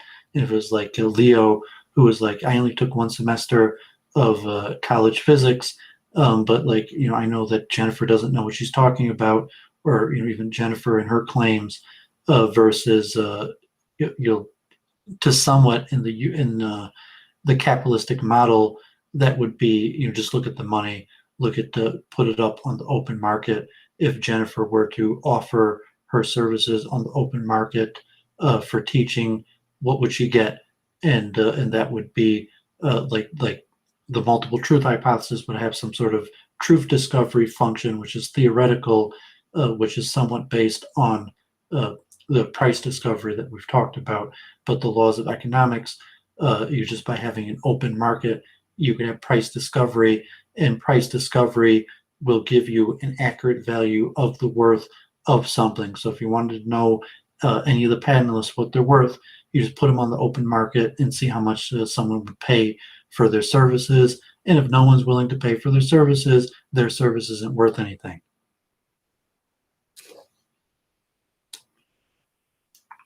Yep, fair enough. Okay, so that ends the things I wanted to cover.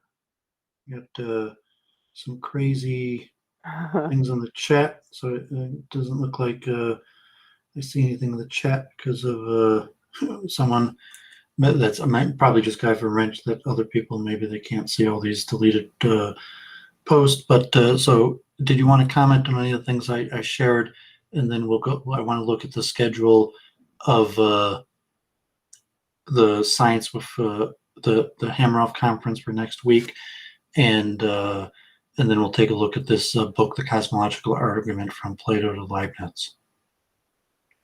I wanted to talk about basically just the cosmological argument. So. Okay, so let's look real quick at the schedule. So next week, Tuesday, so it's Pacific time. So I'm not sure if that's the same as California time. If that's 3 hours before Eastern time, I think Pacific time is PST is probably Pacific time. That's probably the same as Luke. That's 3 hours before Eastern time. I think Mountain time would be so I guess Arizona. But so that'd be 11 o'clock. I mean, I think 12 o'clock noon till 3:30 every day. So if me and Jennifer stream next week, Tuesday through Friday, maybe we'll stream about 4 o'clock each day. And so the first day, Tuesday, the session chair is Stuart Hameroff, and the keynote presentation, hour and a half, will be Sir Roger Penrose.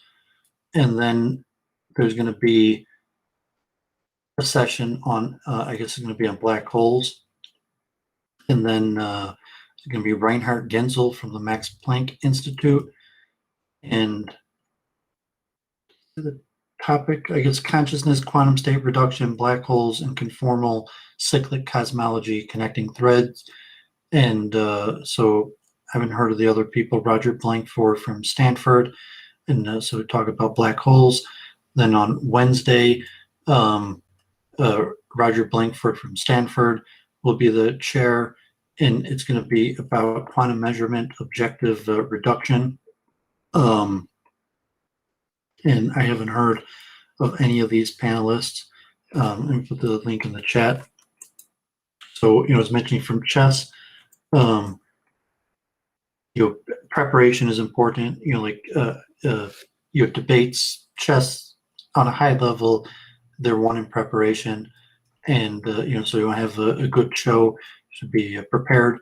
That you should know, to some extent, what these people are going to say before they say it. You have good conversations. So day 2 is quantum measurement, objective reduction.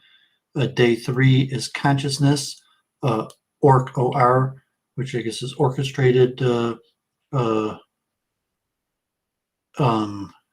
OR is orchestrated objective reduction, and Justin Riddle will be the chair, and Stuart Hameroff will be a panelist, and then another 2 panelists that I'm not sure I'm familiar with, but I'll try to look into them.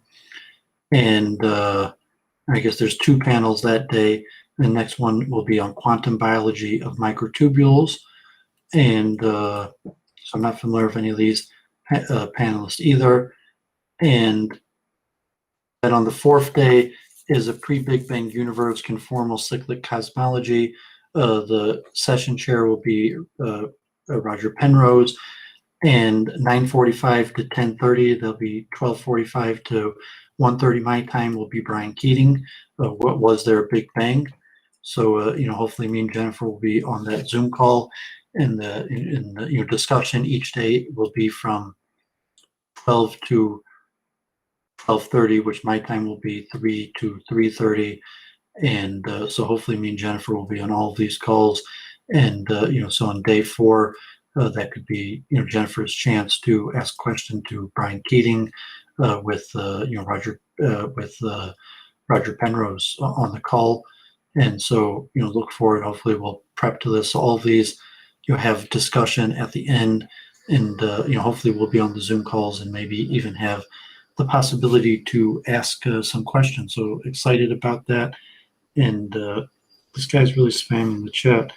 Yeah, I was trying to look up how to only make it approved messages that can be posted or approved users. So I'll have to update that. I don't know who Jim Cornette is. He keeps on posting, but so the links are. I put the links there, and I guess I'll put that link one more time, so people could search at the Science of Consciousness Conference. And me and Jennifer have already registered. I put the link in a few weeks ago. If you go to the University of Arizona page, just search Science of Consciousness Hameroff Conference, and you could register and be on the Zoom call. So me and Jennifer plan on being on the Zoom call, and we may even be able to ask questions. So here I found this book. I was looking at a bunch of books, and this one I read in preparation for today. I started reading it yesterday, and I finished it today because I want to, be prepared. I saw that Jennifer talked. I just messaged it to Jennifer last night, and then I saw she was on Amy Newman, so I figured we were going to talk about this today. So I made sure to finish it for today. So just look at the table of contents. You got Plato, Aristotle, the Arab theologians and philosophers, Al-Kindi, Al-Farabi, Ibn Sina, Al-Ghazali, and Ibn Rushd, puts forward what we'll call the first known literary historical version of the cosmological argument against atheism in his book on laws. And Plato's form of the argument, he lays them out here in a more logical format, but has more to do with motion. And so, just to understand why Plato formulates his argument in this way, that Plato believed in the forms, and that all of material nature was the 4 elements: earth, wind, fire, and water, and the forms of the shapes that that the square is earth, and that's why it's solid, in waters like and I guess the dodecahedron, the 10-sided, six shape closest to the circles like water or air. I forget the exact details if to look up the forms, but that things transmute from one form to the other and are constantly in motion. So Plato's cosmology and understanding of how the world operates, sees that. So he talks, and Aristotle also forms it in terms of motion. So in terms of largely like cause and effect, and even Jennifer, when she talks about science and the law of causality, to Plato and Aristotle is more termed in the terms of motion and is related to their understanding at the time of all existence being changing of states between the four elements. But so the outline of the argument at this time is that there's some things in motion. There's two kinds of motion: communicated motion and self-motion. Communicated motion implies self-motion because things in motion imply a self-mover as their source of motion, because otherwise there would be no starting point for the motion, because things moved by another imply a prior mover. So basically, like, you're either moving or you're being caused to move by another object. And it's also related kind of like free will and causality. So a lot of the main philosophical ideas are actually contained within the cosmological argument, that you're saying that you're either moving, kind of like Newton's three laws of physics could also somewhat be interpreted to be a form of the cosmological argument. But if you're moving because you had some sort of option to cause yourself to move, or because some other object that was moving caused you to move. So if all things are at rest, only self-motion could arise directly from such a state.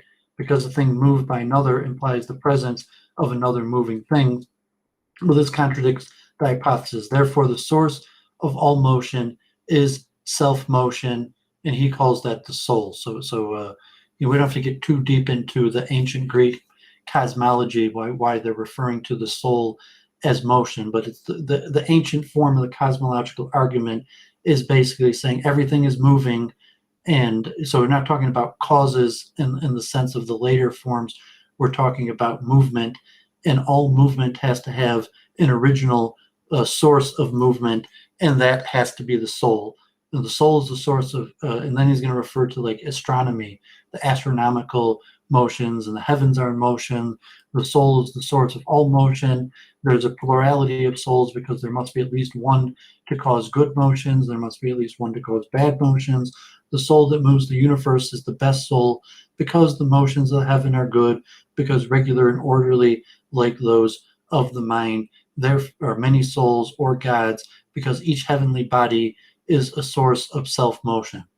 So you see, this is the historically from the first formulations of the cosmological argument, and we don't have to go too in depth in it. I mean, I'm not sure. Do you want to go in depth into how Plato formulates? And obviously, Plato is a polytheist, and he's arguing for the gods, not like a monotheism as the later that Plato is arguing like astrology, that there has to be an originator to movements, and those movements are the soul, and the soul is connected to the astrological signs, and the astrological signs are connected to the gods, and the gods are the originators of all movement.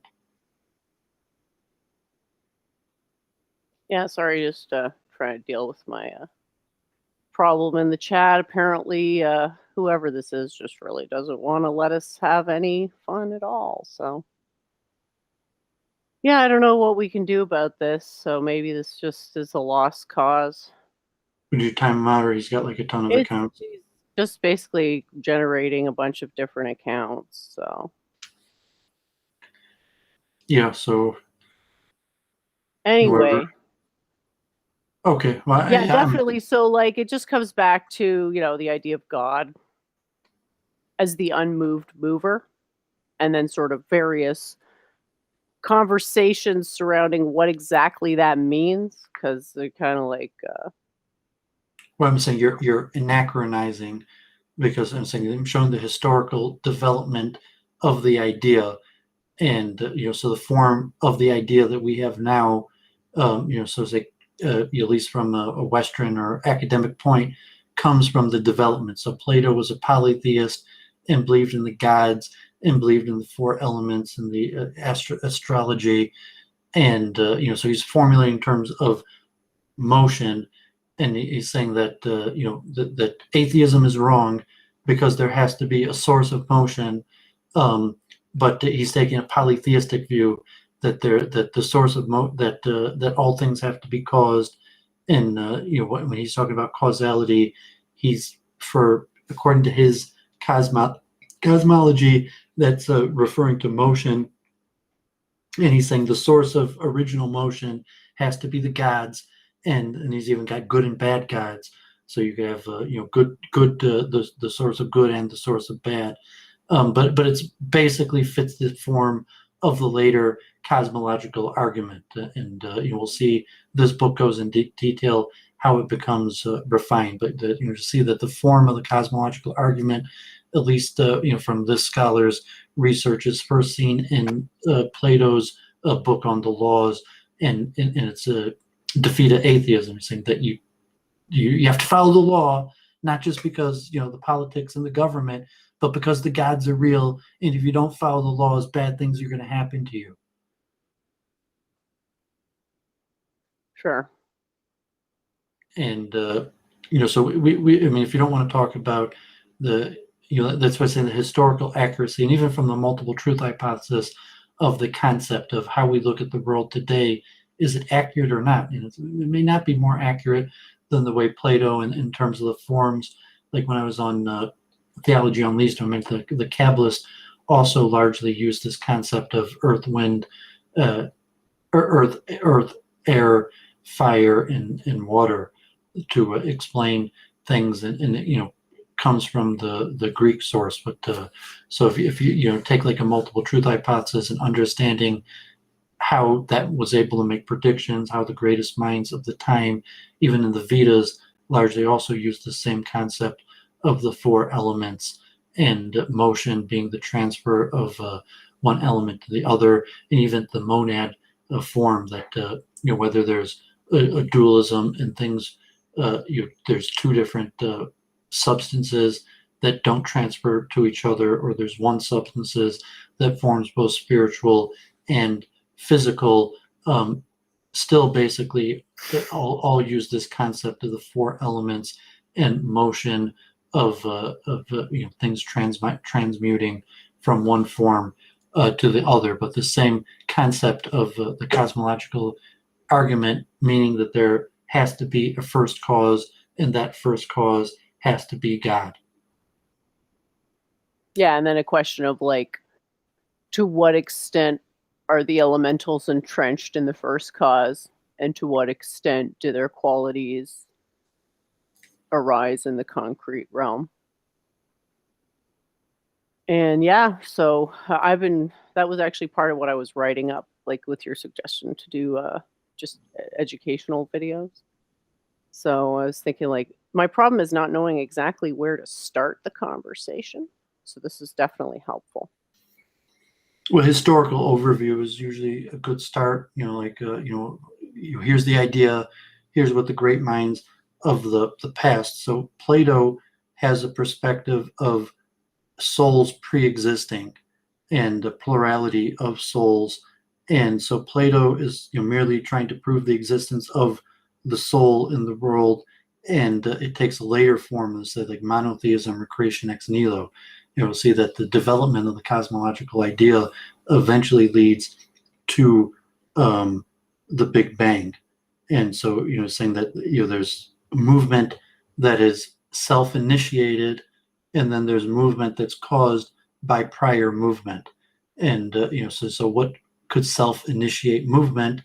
And so humans, if we say we can't self-initiate movement, it's the power of our soul that could self-initiate movement.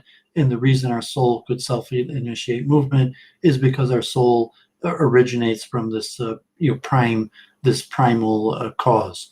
And so it's not the form of the cosmological argument that we're familiar today with monotheism.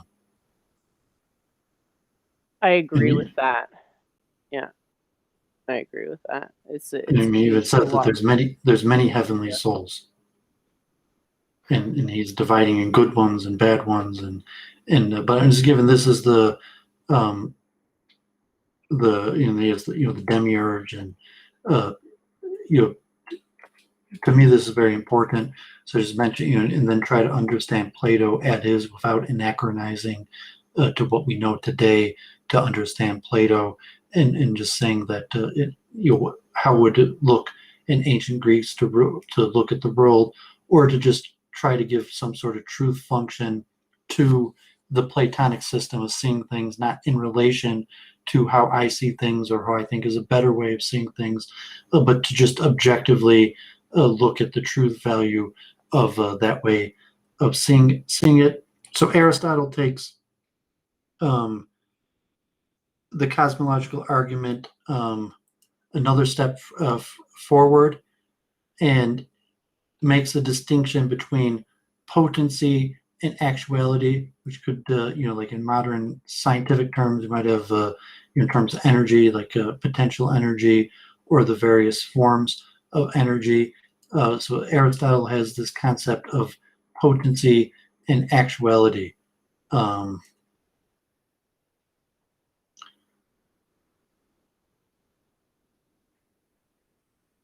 Are you done there, or did you want me to comment on that? you could say something. I thought I might read some section here too, but if you want to comment, It's go not ahead. just about potencies. It's about really, it's like the structure of concepts themselves. Where does a car come from?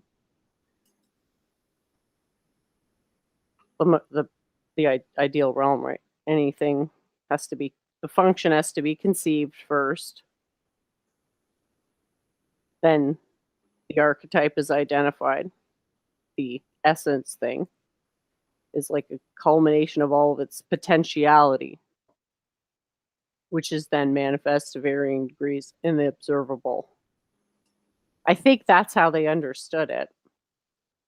And then the elementals were like a cookie cutter, kind of like the periodic table is, but a more practical one. Yes, I mean, Plato's more a dualist, and Aristotle's more a monist. So, here's the kind of the outline of Aristotle's cosmological form.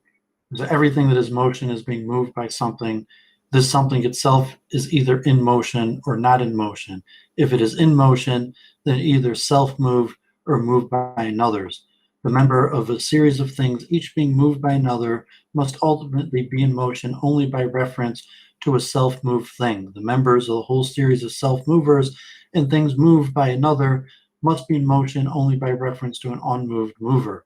The first mover must be utterly unmoved and eternal because motion itself is continuous and eternal. So, the formulation here in logical format of how he's putting it here is arguing for the unmoved mover, which is the more common understanding. The Platonic one's more esoteric. So usually when people refer to the history of the cosmological argument, they refer to Aristotle and the unmoved mover. So Maimonides later doesn't even mention Plato. He just goes straight to Aristotle in this concept of the eternal unmoved mover. And I'm sure even Jennifer's heard of, the Aristotle's unmoved mover. Is it any different from Plato's unmoved mover? Plato doesn't mention an unmoved mover. When Plato talks about a plurality of unmoved movers. So I said Plato's a dualist and seems to be arguing for multiple gods and multiple sources of movement, as where Aristotle's more coming down to one unmoved mover. So that's usually why Plato's not even mentioned in the history of the cosmological argument, because Plato was a polytheist and Aristotle argument at least takes a monotheistic form. And so this book goes through in in-depth detail of Aristotle's argument, and I guess is potentiality and actuality of movement. Yeah,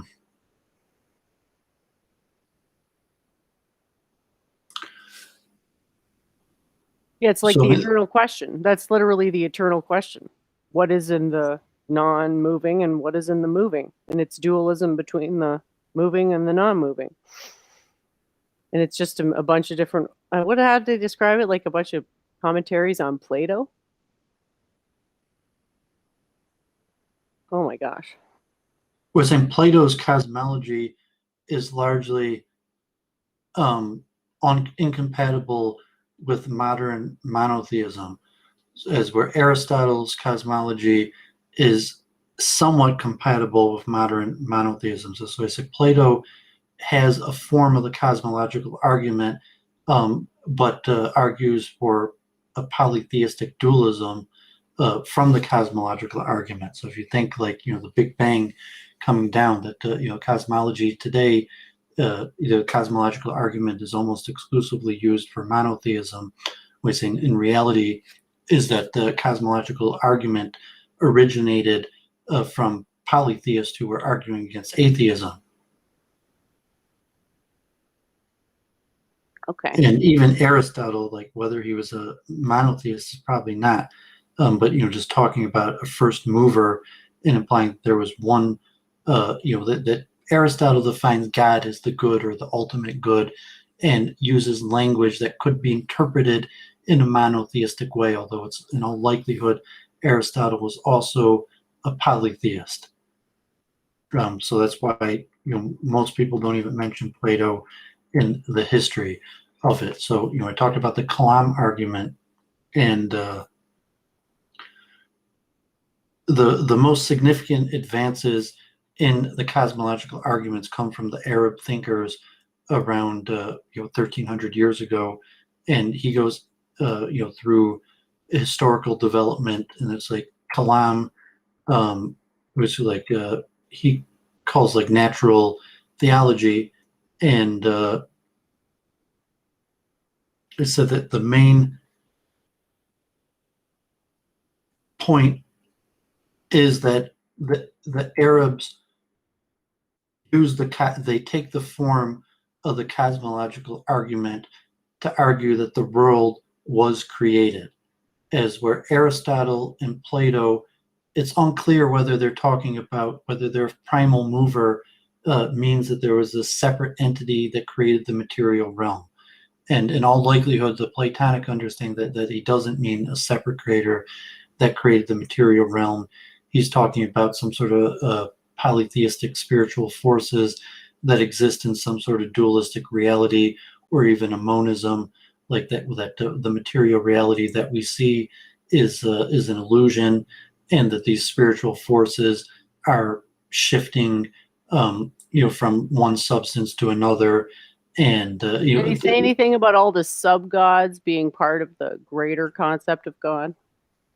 Well, I just read this book. Like I did download Plato's book. I think it's in the Timaeus, and he only mentions it in law. So I'm not an expert in Plato, but I was saying that most people don't even mention Plato in the development of the cosmological argument, because in our formulation, the cosmological argument is almost exclusively an argument for a monotheistic interpretation.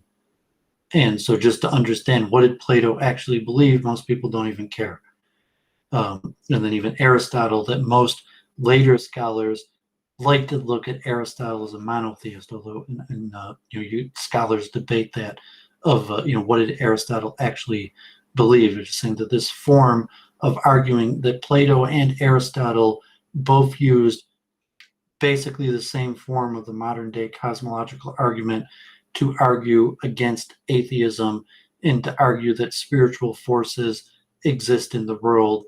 And the reason why that these spiritual forces exist is through the logic of the cosmological argument, in which is basically causality, in that everything has a cause and there has to be an original cause, and that original cause is some force more powerful than we. Mm-hmm. and then later that we're going to see that the Islamic saying that force is going to be the God that chose the Jewish people, that gave Moses the Torah, or spoke to Muhammad, gave him the Quran, or Jesus Christ, or whatever, to just the pure logic of Plato, who Plato's also arguing in favor of the specific Greek deities.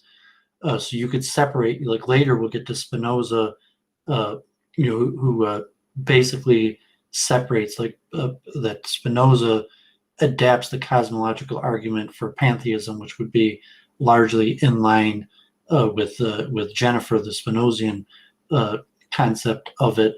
However, Plato, just like the rabbis, say that this first cause is the God who chose the Jewish people and gave us the Torah, and took us out of Egypt, and so on, and answers our prayers. And so Plato has some sort of form that, yes, this first cause is in fact the deities that are worshipped in our temples. Mm-hmm. Yeah. I think the best way to explain it is that which changes and that which doesn't change. That's why they use the term emotion, that in terms of change or not change, or why in ancient time they would refer to being in motion or not in motion. And it could be that they mean the same thing as change. When they say motion, they mean change between the four forms. Yeah, that's a tough one. We should definitely go into that more. Seems like Duborius is really helping, and Quebecois, Foie and Lambie, and Grug Poster, thanks for trying to man the chat, trying to defend it. I was just thinking, like, hey, this is probably what it was like to have Christians burn down your temple, only now it's just a dumpster fire in the comment.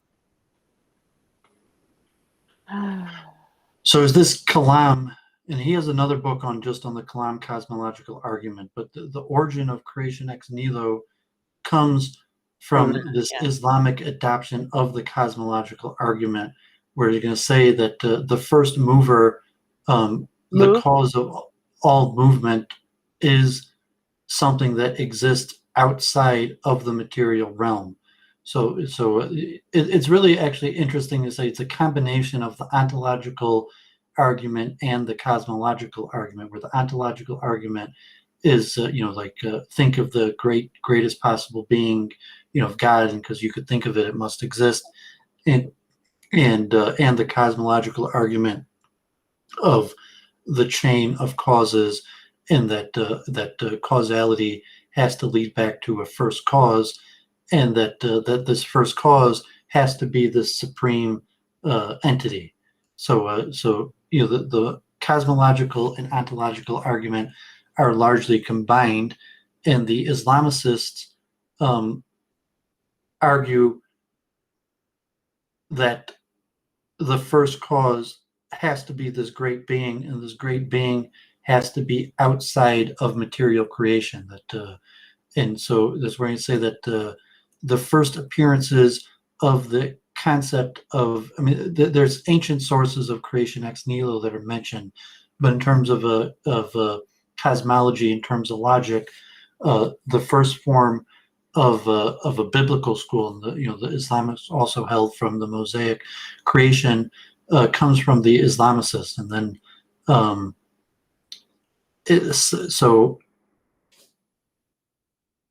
we go more in depth at a different time, and I didn't read it. He has a whole other book on the Kalam cosmological argument, but the Arabs go through multiple generations of developing and taking some form of combination of ontological and cosmological argument, where basically there has to be a first cause.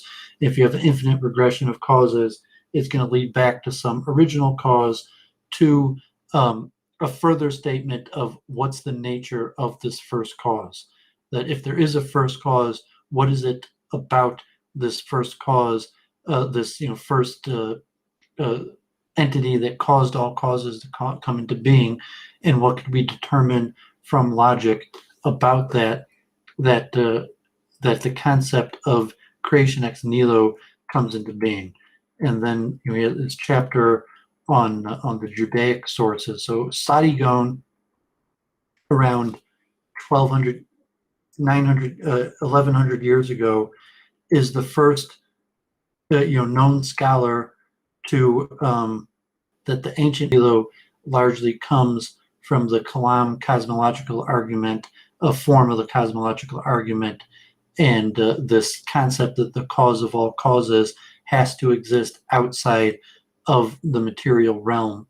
And so after the Arabs, through the development of the cosmological argument, Sadi Gaon adapts the biblical creation story to include this creation ex nihilo. So if you just look at this, a more modern, probably form of cosmological argument, it's impossible to mentally regress through time to reach the beginning of time because the infinite cannot be transversed. The time is infinite. It is impossible for existence to progress through time and reach the present moment because existence must traverse exactly the same series that our thoughts traverse, but the traversal of such a series has been shown to be impossible. Therefore, we do not now exist, which is absurd. Therefore, time must be finite because otherwise existence could never have been traversed. So in really the infinity as a concept, some of the ancients, but infinity as a concept we understand it today is only around for the last few hundred years. So a lot of the forms of the cosmological argument go on this concept that infinity is impossible, and therefore the original cause has to be, that this creation ex nihilo process, that at some point the material realm had to have came into existence, and then a form of the ontological argument about what, this primal mover that caused the material realm to come into existence. What did we know about that? So the Arabs had largely used, the Greeks and the pure logic advances on Aristotelian formulation of the cosmological argument, that Sadi Gaon adds it into the biblical God, where the cosmological argument that was formed, that there has to be this creator that existed outside of the material realm that caused the material realm to come into existence, has to be that's the God of the Bible, and then to correspond that to the creation story in the Bible. I mentioned Zeno and the paradoxes of movement being impossible, and that now we look at like calculus and infinity to give solutions to these. But Sadi Gaon largely argues that because infinity is impossible, that that therefore God created the world out of nothing. It's just funny that that's the conclusion that is drawn. And then Maimonides advances the idea even further. And although Maimonides largely just credits Aristotle, although the evidence is that Aristotle, that Maimonides actually got it from these Arab philosophers, but I guess the Arab philosophers got it partially from Aristotle. Mm-hmm. So from what I can tell, it's hard to tell the difference between what Plato and Aristotle really would have thought. They were contemporaries, pretty much. Well, saying the cosmological argument is basically the same in all its forms. Yeah. And it's used. So if Plato was a dualist and a dualist polytheist, that he still used the cosmological argument to argue for dualistic polytheism. And if Aristotle was a monistic monotheist, he used the cosmological argument for monistic monotheism. And so there's not necessarily a contradiction if you say, well, Plato, like, is it possible that there has to be a prime mover? That Plato just said there has to be prime movers. Okay, it was one prime mover decomposed into sub prime movers, I think. There's an infinity of archetypes which are unmoved. Yeah, and basically that Plato says is the astrological signs, and the astrological signs correlate to the deities that were worshipped at the time. Mm-hmm. And Because the you know, skies are less moved. The changes in the skies are less significant than the ones on Earth, so they're closer to the gods, and that they're more unmoved than we are. That's why you get yeah, those types of diagrams type thing. I'm really sorry about what's going on in the chat. I don't know what's going on. I wish I could fix it, but this is obviously some sort of like high tech thing of, like it's a real shame. I'm screen sharing anyway, so I can't even see the Yeah. chat. I don't think it's a hack. I think it's just a whole bunch of different accounts posting the same thing and just making communication impossible. It's so heartbreaking. It's like, life. Is this really what you want to spend your time doing? You won't even let us talk to each other?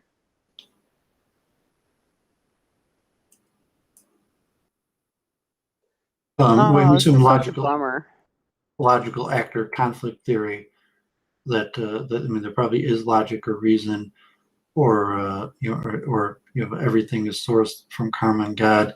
So it doesn't even matter to me because I'm just screen sharing anyways. But so I mentioned Maimonides will formulate the argument, and it's arguing for the God of the Bible, and at that point Maimonides has already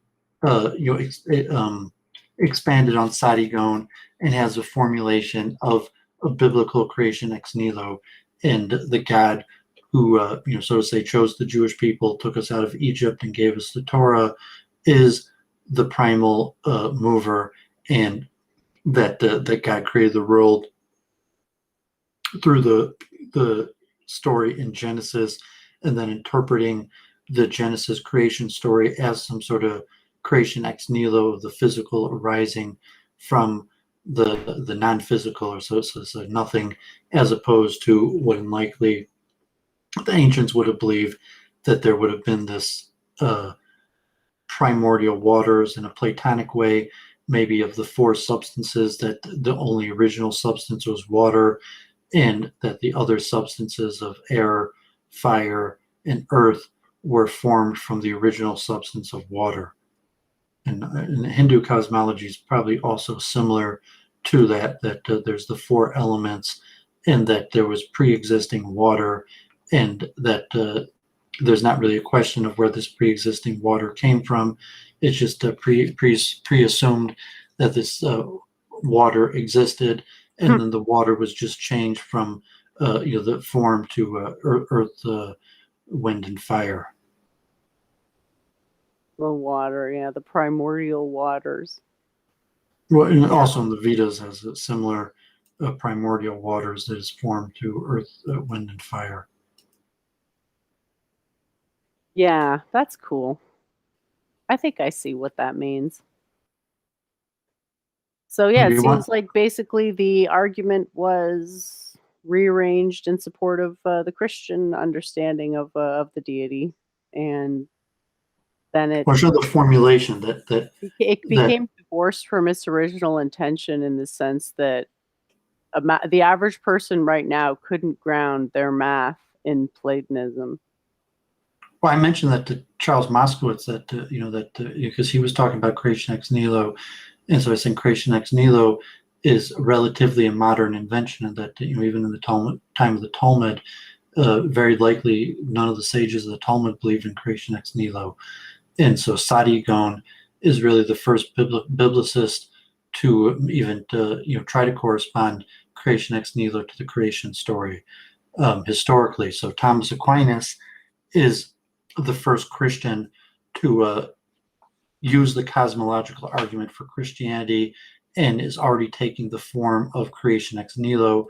So in the development, like we mentioned, Jennifer, like the Big Bang is popular because of Christianity, but like in reality is that no Christians before Thomas Aquinas believed in creation ex nihilo, and let alone the Big Bang. So you say, okay, the reason Christians were so likely to adapt to the Big Bang was because they already believed in the biblical creation story and a creation ex nihilo, saying that actually before Thomas Aquinas, unlikely any Christians believed in creation ex nihilo. And so the most common form of the cosmological argument in the West today in its formulation is from Thomas Aquinas. And Thomas Aquinas gives 5 proofs of God, 3 different forms of the cosmological argument, and then he gives the teleological argument and the ontological argument. And the ontological argument predates Aquinas to Anselm, although the ontological argument was already in ancient times, even Aristotelian times, part of the cosmological argument, because this, what can we know about the prime mover is largely the ontological argument. The teleological argument, the teleological argument just being that you could see the order in the universe implies a creator. That if things are ordered and structured, it's because it was created in an ordered and structured way. As the cosmological argument saying that is basically the argument of causality, and the ontological argument is like the thought experiment about imagining a perfect being, and then saying that perfect being must exist. So the combination of the ontological argument and the cosmological argument already occurred in Aristotle and Plato, where they start saying, what could you know about the first causes? And then using logic, like imagine, the greatest, power that you could imagine, and then assume that greatest power you could imagine is, in some relation to the first cause. But in essence, they're separate things. You're saying that there could be an infinite regress of causes. And so, the Arab scholars said that that's impossible. There can't be an infinite regress of causes. There has to be a first cause. And then they use the ontological argument to say, what can you know about the nature of that first cause? And it's also like the Big Bang and even the mathematical models. You could look at the Big Bang and even the mathematics behind the Big Bang as a form of the cosmological ontological argument, and like Leo, and how did the laws exist? That in essence is a form of the ontological argument, and using logic to determine what could we know about the first cause. That it doesn't change, and then that's about it. And then it's all interpretations from that.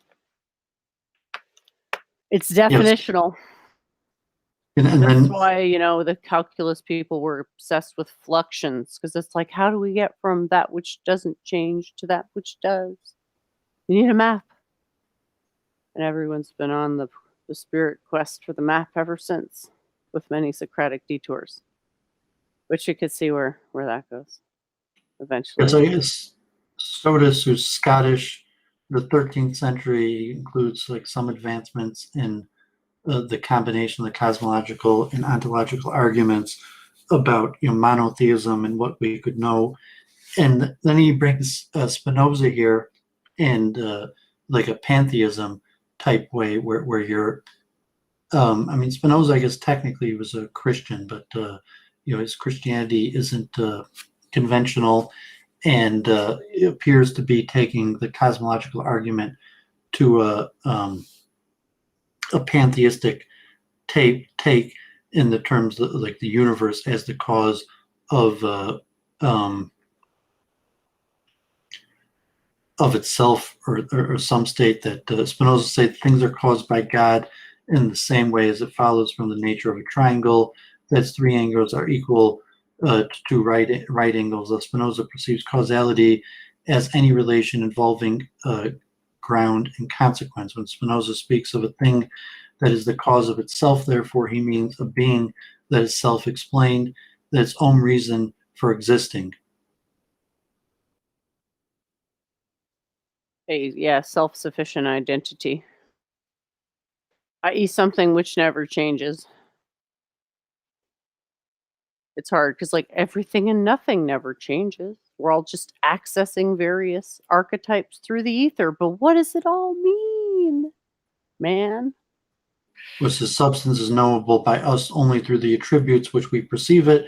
God is declared to be a substance of infinite attributes. He must therefore be absolutely infinite, because he is not simply infinite in one way, but infinite in all respects. God then is absolute infinite substance. So this is really the ontological argument, to say, like, okay, the cosmological argument just saying that there's a first mover. But to what could we know about the first mover is more the ontological argument. And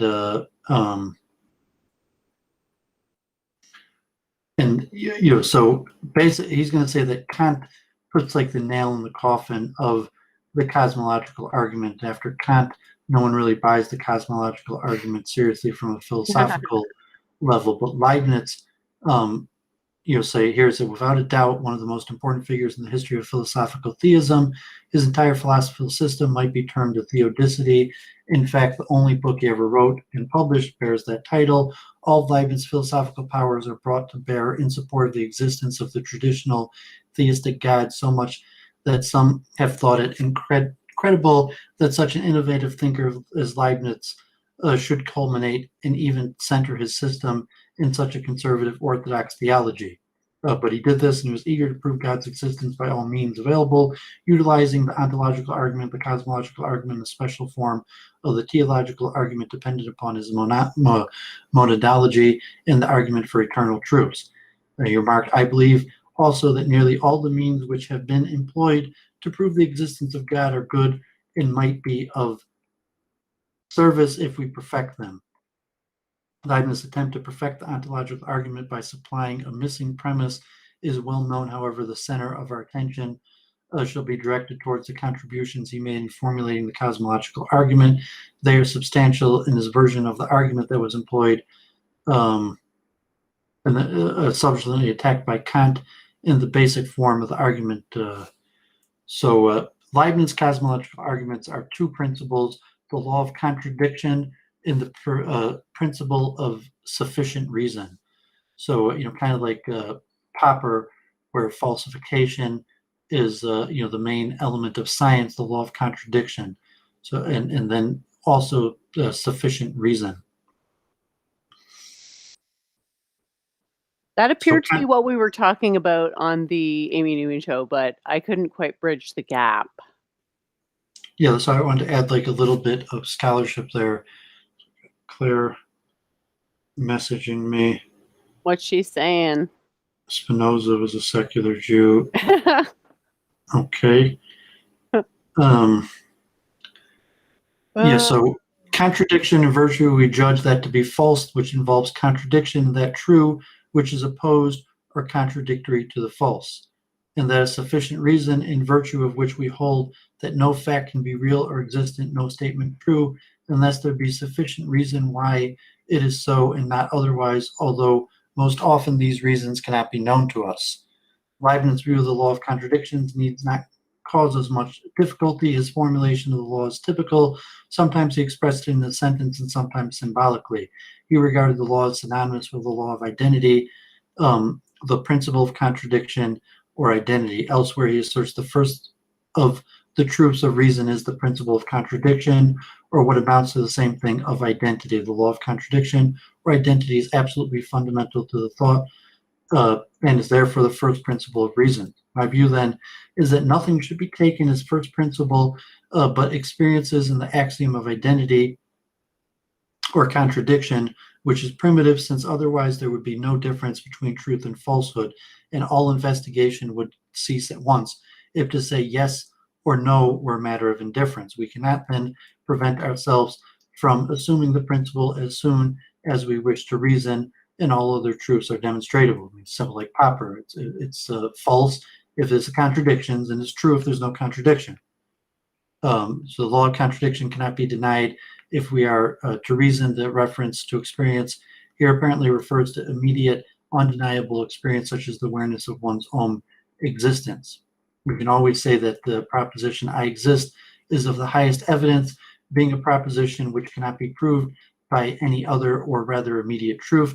And I say I think, therefore I am is not properly to prove existence by thought, since to think And to be thinking is the same thing, and to say I'm thinking is already to say I am. It is a proposition of fact based on immediate experience. It is a primitive truth. And the second great principle that is sufficient reason is more difficult to understand, as both its formulation is based, and Leibniz may be credited as being the originator of the principle. Though Spinoza employed it, it was Leibniz who distilled the principle and gave it proper expression. Both the principle is variously stated in the different formulations are not always clearly identical in meaning. It would be helpful, therefore, to set out in chronological sequence some of the characteristic definitions of the principle of sufficient reason. The determination of the resultant conatus of two forces equal but acting in different directions depends on a principle of higher rank. Nothing happens without a reason. There are two first principles of all reasoning: the principle of contradiction, the principle that a reason must be given, that every true proposition which is not known per se has an a priori proof, and that a reason can be given for every truth, or as commonly said, that nothing happens without a cause. It is one of the greatest principles of good sense that nothing ever occurs without cause or determining reason. The other principle is that of determinate reason. It states that nothing can come to pass without there being a cause, or at least a reason determining it. That is something to give an a priori reason why its existence rather than non-existent, and it is wise rather than in any other. The great principle holds for all events, in the contrary instance will never be supplied. The great principle which teaches that nothing happens without a sufficient reason, that is to say, that nothing happens without its being possible for him who should sufficiently understand things to give a reason sufficient to determine why it is so and not otherwise, and that of sufficient reason in virtue of which we hold that no fact can be real or existent, no statement true, unless there be sufficient reason why it is so and not otherwise, although most often these reasons cannot be known to us. The principle of sufficient reason, that nothing happens without a reason why it should be so rather than otherwise. 'Tis very strange to charge me with advancing my principle of the want of sufficient reason without any proof drawn either from the nature of things or from the divine perfections, for the nature of things requires that every event should have beforehand its proper conditions, requisites, and dispositions, the existence whereof makes the sufficient reason of such an event. The principle in question is the principle of the want of sufficient reason in order to any things existing, in order to any events happening, in order to any truths taking place. So based on these two principles of contradiction and sufficient reason, Leibniz formulates the cosmological argument in the most popular way that we see today, which saying that that sufficient reason is basically the law of causality. Everything has a cause, and then the formulation of contradiction to using this argument that everything has a cause to imply that there has to be a first cause, and then what is knowable about this first cause. That it doesn't change. By definition, it can't change. So, and then there's just been a lot of ways to try to kind of get out of that fact. And then it almost seems like a complete abstraction of reasoning into like whatever Kant was saying. Well, what was his point? Like what was it that you said? It's sort of that the cosmological argument was abandoned at some point. Like, help me understand that. Why exactly? Okay, well, we're almost on page 279 to 315 for my overview. So here's Leibniz. God is the first reason for things, for such things are bounded as all that which we see and experience and are contingent of nothing in them to render their existence necessary, it being plain that time, space, and matter, united and uniform in themselves and indifferent to everything, might have received entirely other motions, and shapes in another order. Therefore, one must seek the reason for the existence of the world, which is the whole assemblage of the contingent things, and seek its substance, which carries with it the reason for its existence, and which in consequence is necessary and eternal. It may be noted, this proof argues that contingent things need an explanation for their existence because in contingents they might not have existed at all. Leibniz does not argue that they are contingent because their non-existence is logically conceivable. The reason sought here could be either an efficient cause or a final cause or rational basis of intelligibility for contingent things. God is a necessary being, that is to say, he cannot not exist. Again, Leibniz does not define necessity here as a logical necessity. And another version What kind of this necessity does he define it as then? well, it's unclear, so he's just giving here different ways that he wrote the same argument. Nothing happens without a sufficient reason. The principle laid down, the first question, which should be rightly asked, will be, why is there something rather than nothing? For nothing is simpler and easier than something. Now, the sufficient reason for the existence of the universe cannot be found in a series of contingent things, that is, of bodies and their representations and souls, for matter being indifferent in itself to motion and to rest, and to this in another motion. We cannot find the reason of motion in it, and still less of a certain motion. And although the present motion, which is in matter, comes from the preceding motion, and that from still another proceeding, yet in this way we make no progress, go as far as we may, for the same question always remains, that it must be that the sufficient reason, which has no need of another reason, be outside this series of contingent things, and be found in a substance which is its cause, of which is a necessary being, carrying the reason of its existence within itself. Otherwise, we should not have a sufficient reason in which we could rest, and this final reason things is called God. So it's saying that this original prime mover has to not have a reason for its own existence, which is So basically contingency here, I'm sorry, what does contingent mean? based on prior causes. Ah. So contingency just means based on prior causes. And then we have this distinction between necessary and sufficient cause. Okay, that's where I'm getting confused then. Sufficient reason, saying everything that happens has a But reason for and it, cause are the and the same reason thing. for it is prior causes. I mean that it's really, what you refer to as the law of causality, that the law, Leibniz sufficient reason is causality, that everything that happens has sufficient reason, and that sufficient reason is a chain of prior causes. And so the Leibniz adaptation to the cosmological argument is that the sufficient reason chain of prior causes has to originate with something outside of that chain, and that something outside of the chain has to be God. Mm-hmm. That's the most modern, best formulation of the cosmological argument. Cool. There must be a sufficient reason for contingent truths or those effect, that is, for the sequence of things diffused through the universe or created objects, where the resolution to particular reasons might run into a detail without limits on account of the immense variety of the things in nature and the division of bodies ad infinitum. There is an infinity of figures and of movements, present and past, which enter into the efficient cause of my present writing, and there is an infinity of slight inclinations and dispositions, past and present, of my soul, which enter into the final cause. And as all this detail only involves other contingents, anterior and more detailed, each one of which needs a like analysis for its explanation, we make no advance. The sufficient or final reason must be outside of the sequence or series of this detail of contingencies, however infinite it may be. And thus it is that the final reason of things must be found in a necessary substance, of which the detail of change exists only eminently as in their source, and this is what we call God.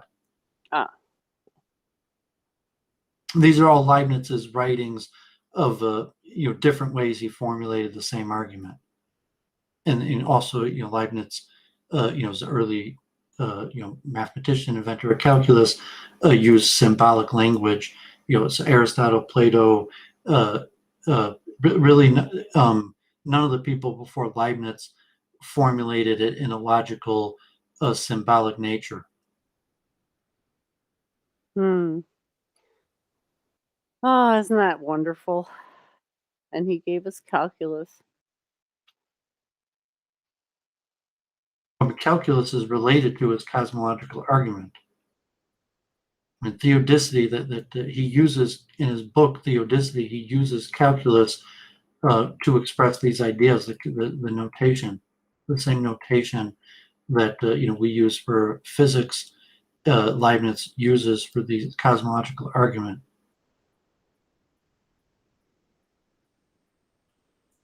Oh, I'm sorry. I thought you said he was using the cosmological argument to do calculus. But When he you're uses saying he did- calculus to express the cosmological argument. Seems a bit backwards, doesn't it? I mean, if you truly understand the monad, you should be able to derive calculus from it. Well, I mean, it expresses it in calculus form. Mm-hmm. Yeah, I had a bunch of thoughts on this stuff. So, would you say that his opinion is basically what the opinion is now, or No, after Kant, Hume and Kant basically make an end and start atheisms. Kant's critique of pure reason that enters in the atheistic reason, where science is largely atheistic. Kant, the bringer of atheism? Is that correct?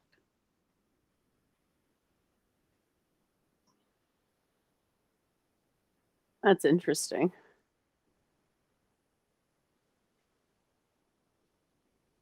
Yeah, I never read his book. What about you? So, yeah, I actually even read that in high school, the Critique of Pure Reason. I heard it covered in my interpreting classes at the odd time, but no, never actually read it. So, I mean, he's the author. So you have arguments based on the principle of determination, arguments based on the principle of causality, arguments based on the principle of sufficient reason. And that, so really, you could even, the cosmological argument's deep and is really at the center of a lot of things, including, you could even look at Jennifer's arguments as a form of the cosmological argument. And let me just look up here. He doesn't actually cover. He stops at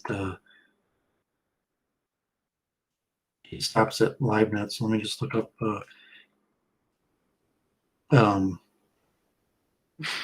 He stops here. at Leibniz. The book is Glenn. The Cosmological Argument from Plato to Leibniz. So this author, who it's a good book, but he obviously did a bunch of research, but he doesn't do the cosmological argument from Plato till today. Is the cosmological argument from Plato to Leibniz, and it's a good book, but but he just mentions that.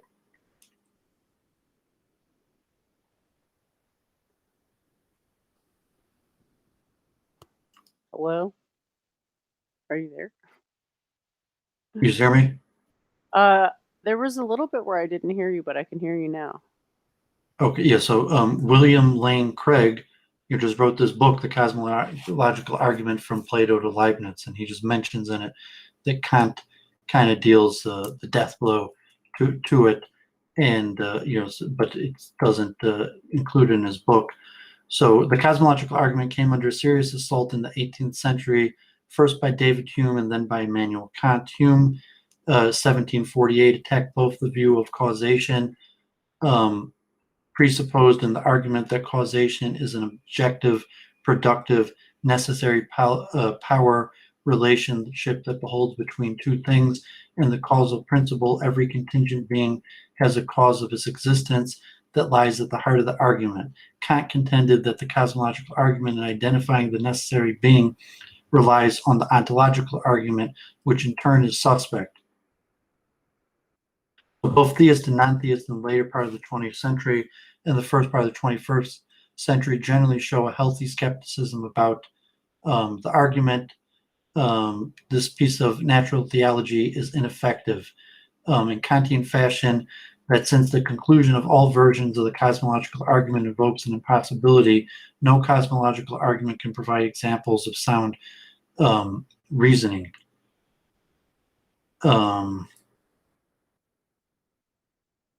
So here he is. Craig, the author of the book I read, terms the column argument holds an infinite temporal regress of causes is impossible because an actual infinite is impossible, and even if it were possible, it could not temporarily be temporarily realized. So yeah, I mean the basic concept here is that the assumptions that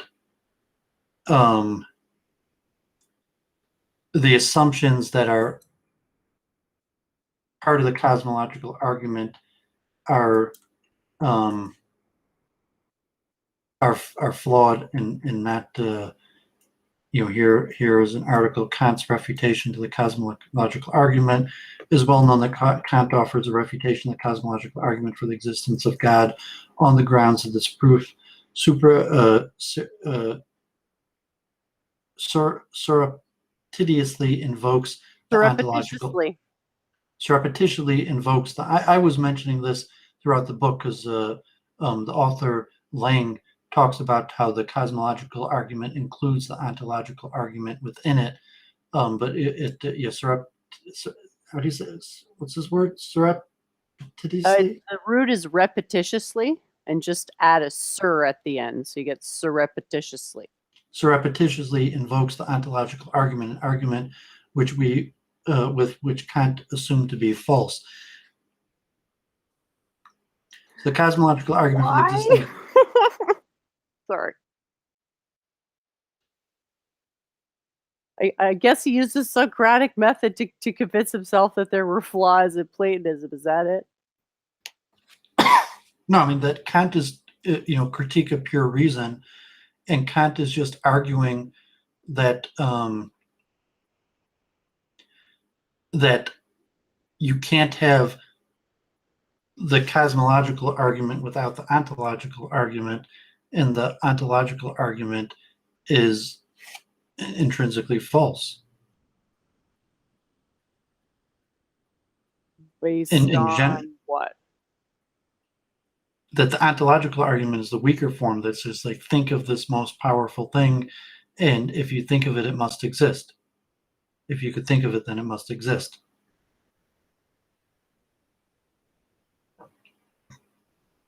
So it's saying the prime mover might not exist? Because you're saying, when you said ontological, it's what can be known about the prime mover. So it would have depended on whatever they had concluded about the prime mover, which is unclear at this point. At that point in history, what they would have thought.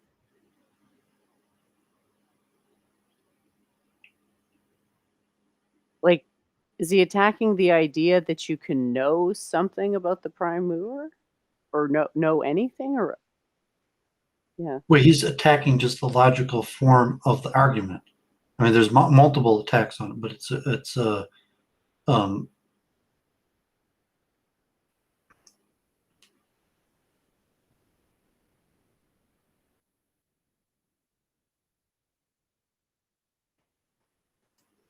Yes. I mean, just look on Wikipedia. According to the Kantian view, ontological arguments are those founded through a priori reasoning.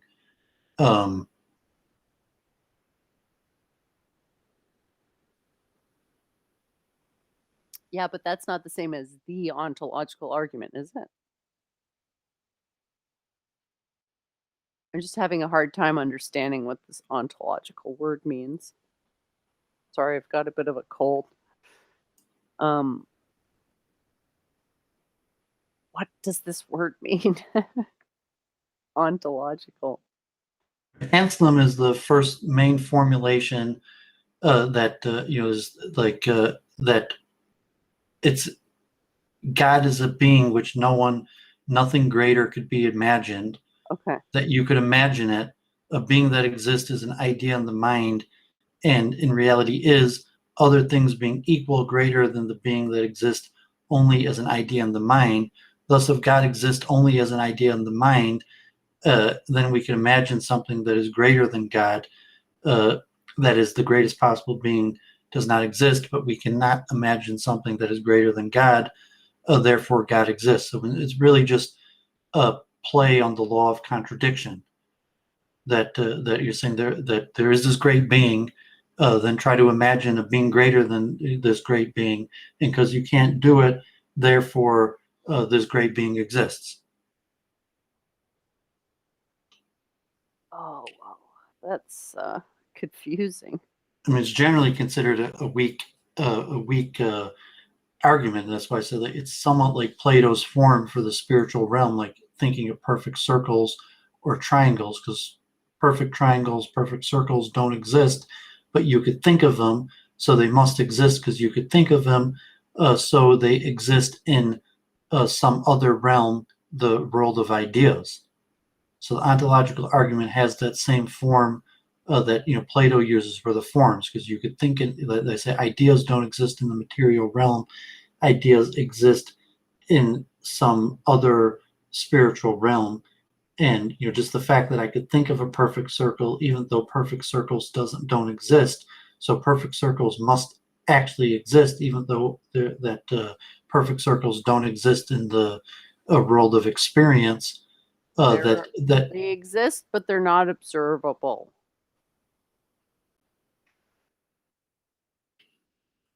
Yeah, They definitely have existence. I mean, who like, yeah, they have in a way more existence than the temporal sphere. Well, I mean, that's the argument. So, like, no, I mean, do perfect circles exist or not? So, saying in potentiality, Yeah. intellectually, they theoretically exist. But it's like, no, they don't theoretically exist. Perfect circles are a figment of your imagination. Really, just like God is a figment of your imagination. Perfect circles are a figment of your imagination. So the ontological argument, you say like, no, perfect circles exist.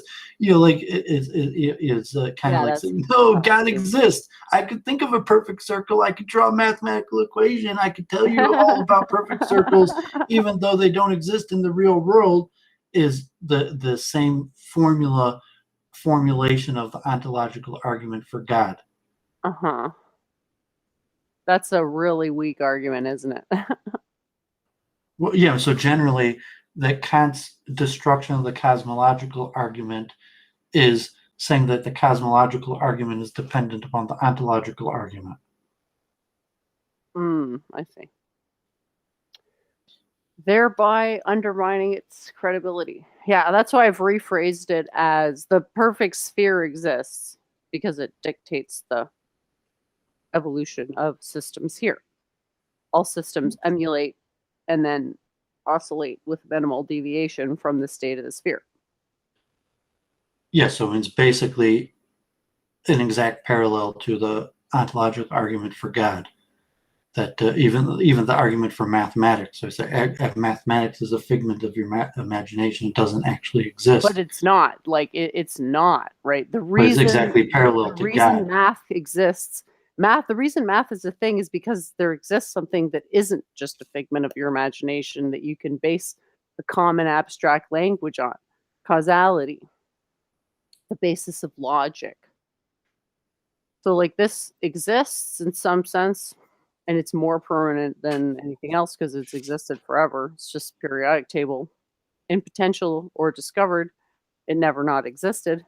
So that's the sense in which it's more real.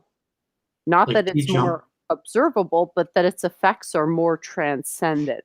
Like everything's made up of the periodic table in some sense, right? But obviously you have to be describing just the matter basis of something for that to be true. Go ahead. Yeah, so just like T-jump in atheism, ontology is defined simply the branch of metaphysics dealing with the nature of being, a set of concepts and categories in a subject area or domain that shows their properties and the relationships between them. And so, the ontological argument is kind of like cogito ergo sum. We say, I think, therefore I am. And that's somewhat like the ontological argument. Like, well, I think I am, therefore I must be, and so you could say ontology as the science of what's the nature of being, and you say, well, you could take that to any form, like science, mathematics, ideas, and say, like, no, I mean, God is a figment of your imagination. Just because you think of a God doesn't mean that's not just a figment of your imagination. And just because you think you are doesn't necessarily mean that you are. It could be the same arguments that you could use against science, and like you say, you have to have faith in mathematics. That you're saying, like, mathematics is just a symbolic representation that may or may not map onto reality, and It has just because some correspondence to reality, but it's unclear what its fundamental, essential correspondence to reality is, because it relies on axioms that themselves we can prove do not correspond to reality, aka uncertainty principle. Not to sound like a broken record here, it's just like, yeah, the uncertainty principle kind of matters because the structure of matter determines the harmonics of the photonic waveform. So you're not always getting uncertainty level events, but it's a waveform interfering with itself, which is basically the same kind of standing waveform, basic idea. Matter waves. Go ahead, Doovid. yeah, so epistemology, the theory of knowledge, especially with regard to methods, validity, and scope. Epistemology is the investigation of what distinguishes justified belief from opinion, like T-jump. I'm saying, like, how do you determine truth from falsehood, and saying that's epistemology, as opposed to ontology is the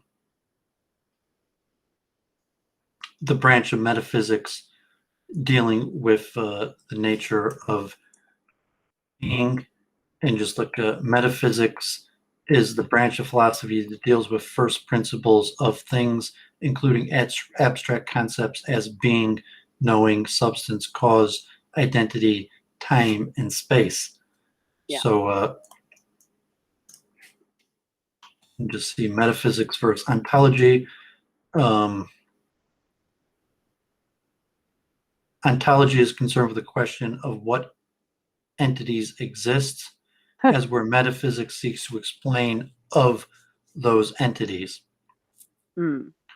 So you're saying, well, I think, therefore I am. Like, like, if I don't exist, how could there be an I to talk about the existence of other beings? And so I think, therefore I am.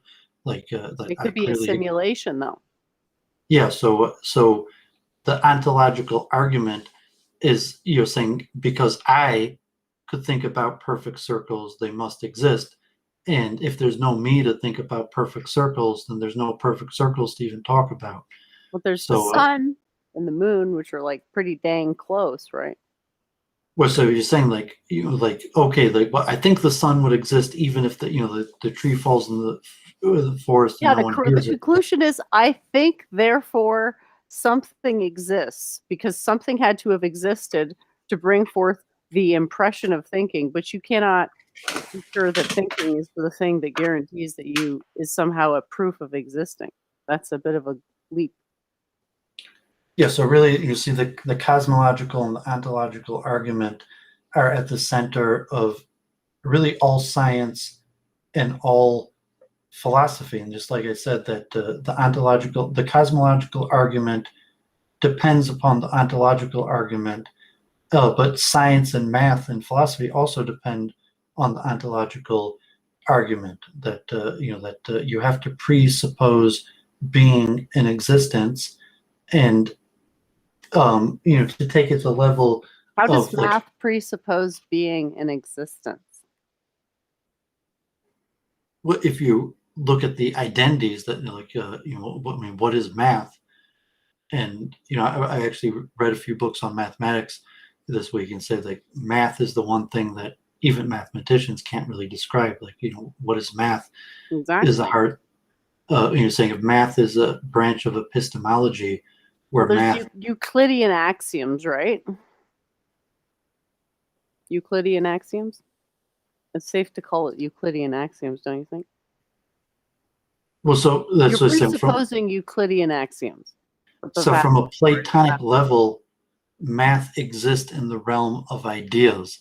So math isn't a physical concept. Math ideas don't exist in the physical realm. And I think I'm actually Platonic on this. Like my leanings are Platonic. So if you're saying ontology, that mathematics describes the relationship between entities and beings, and that even if there were no beings or entities, these relationships would still exist. They say, like, if there was no material realm for perfect circles to exist, that the concept of a perfect circle would still exist in the spiritual realm, which is the Platonic concept, and largely I agree with that concept. That saying, if God never created the material realm, and there was no material realm to have perfect circles in it, the concept of a perfect circle would still exist in the spiritual realm. And just like if there was only God and there were no entities to count, mathematics and numbers would still exist in the realm of ideas, even if there was nothing to account, even if there was nothing in the material realm to actually count. Something would exist, but we can't be sure exactly what would exist. Well, I mean, to say that really, I mean, even Leibniz goes into, no, I'm saying nothingness, Leibniz even argues that nothingness is more logical than somethingness. That, if you're taking Occam's No, it's razor, not, because if you're taking Occam's razor, exists. nothingness is simpler than somethingness. Something exists, so we can't be sure that nothingness exists in any meaningful way. So it is only logical to presuppose that something exists, but it is also illogical to presuppose that your impressions of what exists would correspond to the fundamental attributes of existence. I mean, what do you call the law of least movement, or the least action principle? I feel kind of bad because I'm actually not using the popular one. And I try to do that. It's the stationary action principle.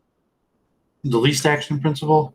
Apparently it's the same thing, but the common parlance is stationary action principle. And yeah, it's basically like it sounds like a tautology, but as it turns out, it's information positive. Like it gives, even though it sounds tautological, if you drive it into the system, then you get information that is not the information you started out with that is valuable.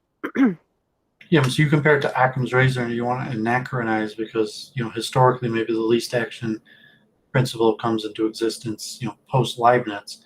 But, Leibniz is admitting, or at least, for the formulation of ideas, that according to the least action principle, nothingness is more logical, or nothingness is more reasonable than somethingness. The least action principle say that would conclude that nothingness is more reasonable than somethingness. So if you come on to cogito ergo sum, but like I exist, so obviously there's not nothingness because there's a me and a me that exists. So nothingness is an impossibility because of me. That maybe Jennifer exists, maybe she doesn't, but I'm pretty sure I exist. And so if I exist, there can't be nothingness, even though according to the least action principle, nothingness is more reasonable than somethingness. That is not actually what the least action principle is saying, though. Well, there's a truth that if you have a system, if you're going to presuppose divisions in that system, you have to account for them energetically, because you're assuming something. You are assuming something which itself adheres to a minimum energy. I don't exist, you don't exist, ideas don't exist, there's nothing, there's only nothing. You're assuming something. The simplest form is I'm just assume there's nothing. I don't really exist, you don't really exist, everything's an illusion, there's nothing. That's the simplest explanation. No, it isn't. It's nonsense. You're saying it's not. It's false. It's the simplest explanation, but it's false. I see what you mean. Yeah, That's okay, what you're saying. I You're can saying agree with that. you're not using logic properly. You're saying it's the simplest explanation, but it happens to be wrong. It happens to be wrong because Descartes, cogito ergo sum, I exist. Therefore, there can't be nothingness, even though it's the simplest explanation. The simplest explanation has to be wrong. Sure. I see. I need to get a drink. Can you just talk for a few minutes? I'll be right back. Yeah. So, hopefully, it was a worthwhile exercise to, go through this. And actually, I'll show. I just got a whole bunch of books. Um, I got just books on the mind-body relationship, the history of neuroscience and consciousness, and I actually got some on mathematics, and I deleted some of these books I already read, but I have introduction to Riemann surfaces, conformal mapping on Riemann surfaces. I got Riemann's collected writings on Riemann's zero. I got more on calculus and real and complex analysis from Euler to Weierstrass, the math book Pythagoras. I got the Cambridge Companion to Leibniz, the history of approximation theory from Euler to Bernstein, Leibniz monology. So that's actually a translation of Leibniz monology, a book of Leibniz body, substance, and the monad, the Routledge philosophical guidebook to Leibniz, Descartes, Spinoza, and Leibniz, the concepts of substance in the 17th century, the philosophy of Leibniz, the historical dictionary of Leibniz philosophy, new essays on Leibniz, Theodicity. Here's from the same author Lang that was from Plato to Leibniz, the cosmological argument. Is a book on the Kalam cosmological argument. I have Plato's cosmology on the Timaeus of Plato. Here's monads, composition, and force, and the Arrheniad threads through Leibniz labyrinth, which I guess will show the Greek concept of the monad through Leibniz. They have the concept of number from quaternary to monads in topological fields. Leibniz final systems, monads, matters, and animal. Book on occult cosmology that's also about the monad. Book 10 Gifts of the Demiurge. Monad to Man, the concept of progress in evolutionary biology. I got Become Like Angels, Origins, Doctrine of the Soul, the early church father Origen, famous for his belief in reincarnation, or that the material realm that we exist is already hell.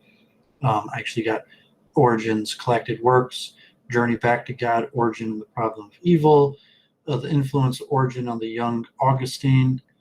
I got Erasmus's Life of Origen, a book on philosophy of mind, another one on philosophy of mind, one on phenomenology and philosophy of mind, epistemology, a contemporary introduction to the theory of knowledge, time and mind, a history of the philosophical problem, soul and mind in Greek thought, psychological issues in Plato and Aristotle, the consciousness paradox, consciousness concepts in higher order, brain, and so these are all books I plan on reading.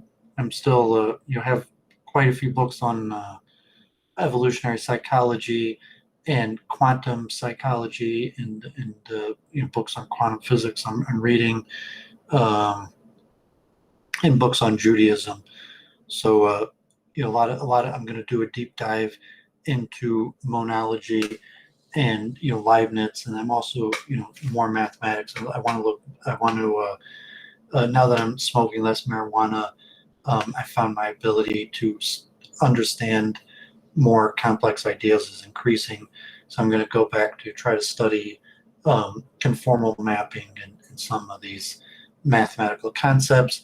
I'm going to try to read through as much as I can about the monad and Leibniz, and I said what did the ancient Greeks think about, and because I've read a lot of the rabbinic literature, Kabbalistic literature, and I'm familiar with even the Tanya, the first book of Chabad Lubavitch, written 300 years ago, the first chapter talks about the four elements and earth, wind, earth, air, fire, and water.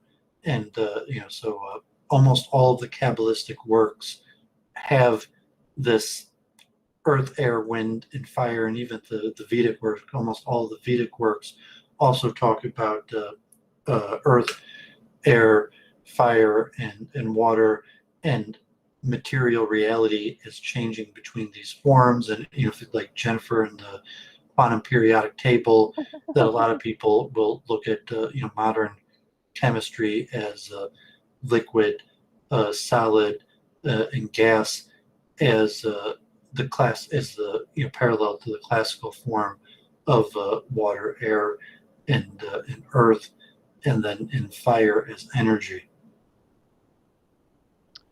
I think the best way to state it is that it was intended to get the full set of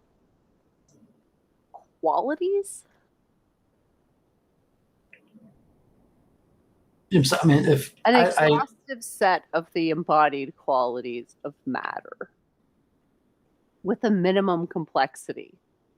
So, like, Earth isn't just Earth, it's this set of qualities associated with it. And same with all the others.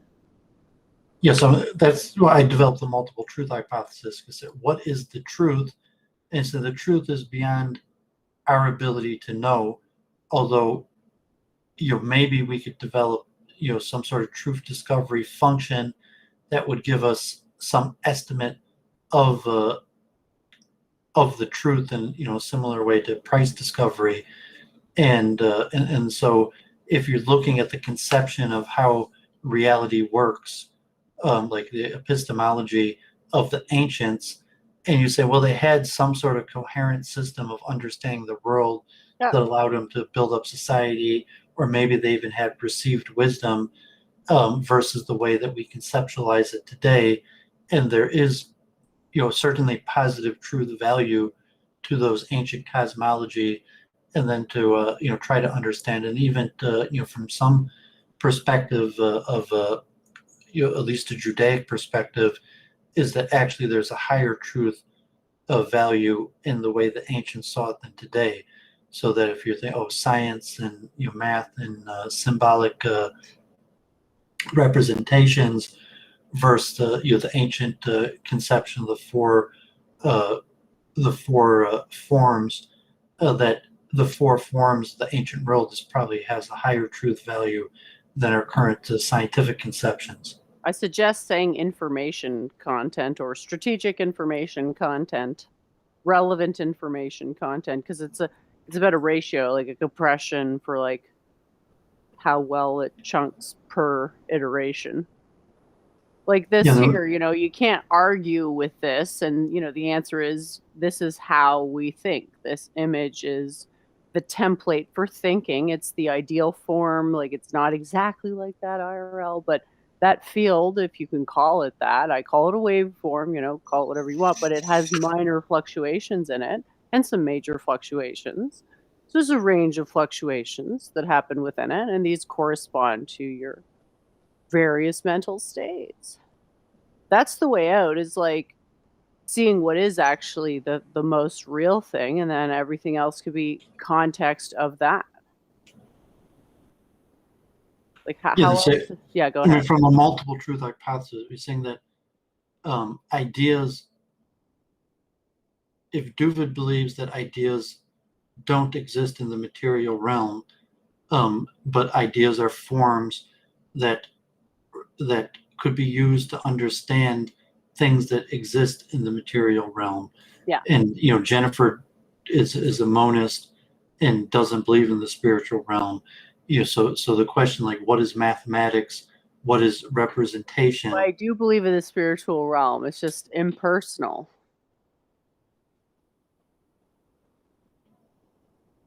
So I don't know how you could say I don't believe in the spiritual realm. I feel like I'm one of the most fervent believers. We're saying the spiritual realm being separate, that like at least the Kabbalistic concept. You have a material realm and a spiritual realm, Right. and spiritual means non-physical. So if you're taking a pure, like you're a neo-Aristotelian, you believe in the monad, in that there is a single substance that gives rise to the material and spiritual, as opposed to a dualist, that there's two different realities, the spiritual and the material. And so where do ideas exist in your cosmology? So if you're a monist and you're saying that there's one substance that gives forth the spiritual and the material realm, Uh-huh. and the ideas exist in the spiritual realm, Right. that but not the material realm, that whatever in the monad causes it to diverge into the spiritual realm, in the material realm, that ideas exist in the spiritual realm, not the material realm. Okay. I don't know how you can say I'm a monist because I technically define 3 layers. So there's the material, which is directly observable, photonic, indirectly observable because the photonic is the substance of observation, right? And then the pure form, which controls the appearance of the other 2. And because the photonic's more proximal to the pure form, the photonic is more like the pure form, and the material is only like the photonic, right? So there's a likeness or whatever. But yeah, you can still see how a sphere predicts some level of material causality, just a fundamental human consciousness one. We see need multiple truth hypothesis even to look How? at the ontology of is observable a function of the material realm. You're saying, so you want to define the material realm as having a connection to observable. However, you could have observable as a function of the spiritual realm. You're saying that the I consciousness, that observability, has an entity that observes it, and does the entity that observes exist in the material or the spiritual realm? So it's like, I have a body, that there's some sort of sense perception of light that hits the photons, but the I that observes is not something in the material realm, that's something of the spiritual realm.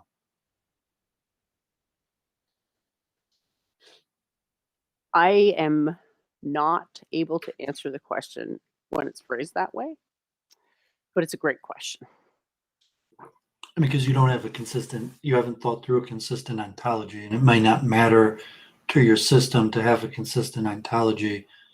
But I mean, you're saying that there is logical contradictions, or at least unanswered questions in your ontology. Okay. I'm saying ontology being the nature of being. So you have an epistemology, which is a system of relationships, but you don't really have an ontology, which is the nature of being. I guess I don't really go into that stuff publicly very much. Sort of headerless information. And so, I mean, To doesn't answer necessarily. your question though, like if with this diagram, like we're photonic, which implies there's something in the monad that corresponds to us, whether we are the thing in the monad which corresponds to us, or we're the photonic body, or we're the motions of the photonic body. Like that's sort of, those things all exist, and monadic ideal pure form self is as real as anything else. Or But monad is obviously usually in can't be opposition to observed. dualism, that you're saying there's a single substance that gives rise to both the spiritual and the material, as opposed to a dualist that either they're separate. Well, there's And dualism. There's all sorts of dualism in my system, right? Like right away when you want to talk about observability, or when you want to talk about distinctions, there's a sort of 3 there, because there's material and concrete, or sorry, there's concrete and ideal, but then there's conscious, which doesn't fall into either. Or saying, okay, the same way that light bounces off a mirror, like if a tree falls in a forest and no one observes it, it still happened. Yeah. And saying that if light, bounces onto my eye and causes receptors to perceive to observe something in the material realm, as opposed to a computer object, that even if the eye that observes, so you're saying, is there a unique observation when I do it, an eye that observes does not exist in the material realm, as opposed to observation, so to say, of like a camera or just any phenomenon in the material realm that doesn't include an eye, so to say, that a being that is in essence spiritual, or you could be like Hamarov in global consciousness, that all material elements, even the electrons or quantum material, has some sort of spiritual element to it, so that even the quantum material interacting is in essence a spiritual interaction, that there's an I within the quantum materials that are interacting. So observation always happens on a spiritual level, never on a material level. Or you could be a complete materialist that's saying that no, all observation is at a material level, and whether it's a tree falling in the forest that no one hears, or quantum material interacting, or a conscious being that observes something, is all expressions of the same phenomena. That was a lot of words, Doovid. That was just an overwhelming. It became impossible to follow the thread of what you said. So it's like, where do I begin here? Are we saying you could be a good mathematician or physicist Uh-huh. without having answers to these questions? I do have answers to the questions. It's just that there's two definitions of consciousness. So to answer your question, we have to use the cosmological definition of consciousness. We can't use the biological one. Yeah, I would just assume. So I it's mean, you're better off saying you don't have answers to these questions. I mean, you might have theories, you might have postulations. It's on the screen right now. There's material, photonic, and pure form in a hierarchy. And waveform reduction is the thing which is what is sort of the basis of consciousness. Because it's a change from one state to another. And our consciousness is fundamentally like identifying like some type of change. I come back to this contrast thing, which is why the intermediary is photonic. Like it's necessarily this way because the material realm is all observable. And the pure form realm is completely unobservable. And the manner to approach the pure form realm from the material realm is the photonic realm, because it's one incursion closer to the pure form. I mean, you could flip that though. I mean, you could have a system let's say the material realm is actually what's unobservable, and the pure form realm is what's observable. I think the traditionally way that they express it is that the pure form realm is eternal, in the sense that like the sphere is always there. It's just a matter of whether we discover it, but it's like on the shelf, sort of in perpetuity. When we take like the Platonic understanding, if you define real as non-changing, and that depends on what your definition of real is, right? Then you're into like the worst rabbit hole of ever.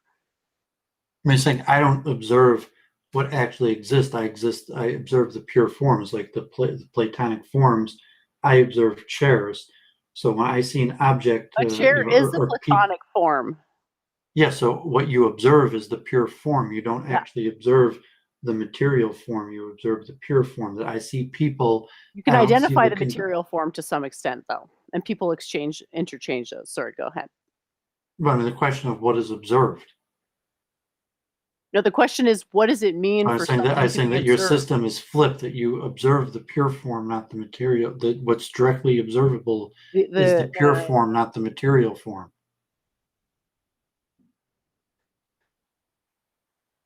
what's identifiable by the human subject is the pure form. You are correct. So that I'll write everything. that down because that's good. Yeah, saying that I look around, I see all these books on my shelf, and the books are the pure form. What the material essence of what actually makes up the substance, I don't actually observe, and I don't know. I only know. I only could deal through the material realm with pure forms. That's an argument yet again for like God, right? Well, it's saying that's the Platonic understanding. And so But the it accords the Platonic forms is also, it's a form of the ontological argument. It's saying because the concept of a book that this, what is this that I observe? It's a book, and what it actually is, I don't know. Like the quantum periodic table and the certain elements that makes up the substance, but I don't observe it. I observe a pure form of books and letters, an object that's a pure form. And what the material reality of it is, I don't actually know, and it's actually unobservable because I can't observe what it actually is. Because what it actually is quantum periodic table, but I can observe the pure form, which doesn't actually exist in the material realm. The concept of books isn't a material phenomenon, it's a pure form spiritual phenomenon, and I'm incapable of observing the material phenomenon of the quantum periodic table of what actually makes this up. I'm only capable of observing the pure forms that don't actually exist in the material realm. Yeah, it's a beautiful thing. That's that was well said. Yeah, and that's Plato, and so that's why you have to, so I'm rereading through it, and then to conceptualize it, to say if how did Plato understand these things in a non-intuitive way that to the modern mind is somewhat nonsensical. Because I tried to study Kabbalah or Hebrew text and make meaning out of a religious system that the Platonic sense actually makes more sense to me. And then on a logic where you've really delved into epistemology and ontology, what actually is, and you're saying, well, what actually is? Books don't actually exist. Books are a concept. What actually is in materialism is a conglomeration of matter that is together in an object, and then this thing of mathematics, which largely necessitates ontological argument, which according to scientists is largely false. So the ontological argument saying, because I could think of these concepts, they must exist, science is largely rejecting, and therefore, to a certain extent, it's important to look at this way. So like T-Jumper. Yeah, because they're both wrong, because something exists beyond both of those things and makes both of those things possible is a if the ontological argument is false for proving God, it's also false for proving mathematics or science. I know, it's so bad, isn't it? It's like black hole, toilet flush. Vacuum. Well, I mean, the comfortability of uncertainty, just saying no, you don't have answers, you have uncertainty. And you might have, theories or predictions that have my a theory higher allows you or to lower truth value. Frame the ground consciousness in something that is established. Ground it in observation, which is already defined quantum mechanically. And that way consciousness is a process that we've already identified. We get back to the communication theory in the beginning, like critical theory reduction. And power asymmetry is like, okay, we communicate for a purpose. We're not communicating to objectively everything that comes out of my mouth is truth or accurate. There's a utility to communication. So from an accuracy, it's uncertainty, and that's why I said simplicity, the least action principle, Occam's razor, is nothingness is more reasonable than somethingness. And you're saying, well, nothingness appears to be false because I think that I exist, and if I exist, then there can't be nothingness, even though nothingness is more logically plausible. It's more plausible to say I don't exist and there's actually nothing than to legitimate my own experience. That the cogito ergo sum, that I feel that I exist, so therefore I'm going to reject the least action principle and assume that nothingness is not reality because I subjectively feel that there is something, most notably me. Yeah, I think the correct way to interpret it is I think, therefore, something exists. I mean, I recognize that And that's in it. all probability, I don't actually exist and there is nothingness because according to the least action principle and Occam's razor, it's more reasonable that I don't exist and there is nothingness than there is somethingness that includes me. Yeah, I However, guess it's a with fucking paradox, isn't it? well, I mean, because okay, that you're laughing because you haven't detached yourself enough from yourself to I'm accept happy that because I enjoy maybe this you don't even conversation. exist. I enjoy this conversation. Well, even Oh, but I'm saying that you can't, you're too attached to the I to the to eye. even discuss things in the realms that there may not even be an I, Well, it's clear that something or to say exists. that even that it's more plausible that there's not an I. That say logically, Doovid is a person who has studied these issues, recognizes that logic and science dictate that there probably is no I. Even though if there is no I, why the hell are we wasting time talking to each other? That you say, well, so okay, what we have here is uncertainty, and from everything we know about science, logic, ontology, epistemology, um, and the laws of logic, like the least action principle, is that we're probably better off assuming we don't actually exist and there is no I. However, you know, I there think you mean we should not assume that our first impressions of what we think we are or what our fundamental essence is are accurate, but that something exists by virtue of the quote unquote simulation of our own existence, because we can't axiomatize our existence. We can acknowledge that it feels axiomatized due to the unitary potential function, feeling of consciousness as like centralized. then I mean Leibniz is saying that sufficient reason and the laws of contradiction. So Yeah. just my own existence is a contradiction to the least action principle. So if the least action principle is a law, It's then not how do you though. get through the contradiction that nothingness is? Because the least action principle's not saying what people think it's saying. I was looking into this I mean, recently. Leibniz says I went over. I mean, he goes over that nothingness is more reasonable than somethingness. No deviation from minimum potential. Okay, you're trying to say 0 point energy is nothing. It's not nothing. And that's what that's why cogito ergo sum, that even though there's a contradiction to the least action principle, because I think and therefore I am, that the logical contradiction that I don't exist, that logic should dictate that we don't even exist, but yet there's me and I'm thinking, so I must exist, and the contradiction to the least action principle, therefore we have to come up with some Not other a explanation. contradiction to the least action. It is a contradiction that nothing The that least somethingness action principle is somethingness based over on nothingness is a something you're contradiction to the completely least action misrepresenting. principle. There's axioms to the least action principle. It's not a nothingness principle. There's firm axioms there. So it's essentially tapping into the wave-like nature of reality, right? Like an electron's not a sphere, but it is perpetually approaching a sphere. Well, how could something be always approaching something? Well, it's a little bit of a vibration about me, which we experience with, locally as humans, as a sort of crystallization of personality, less sort of variance. It's like Occam's razor. The simpler explanation is more likely to be true, and nothingness is a lot The simpler fact, explanation than somethingness. the fact that something exists means that there may be complexity to what exists.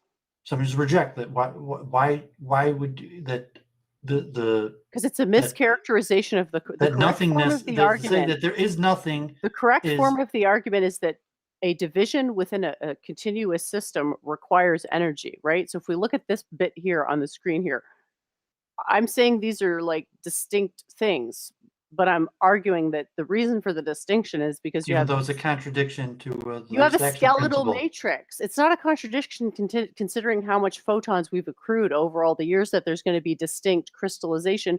You said so yourself. We can You're configure positing 7 ideas at once. there is no photons. There's nothing. Nothingness is more reasonable than somethingness. Well, then explain to me the existence of photons. Like I I did just acknowledge they don't that there's exist. a They're a minimum. fallacy.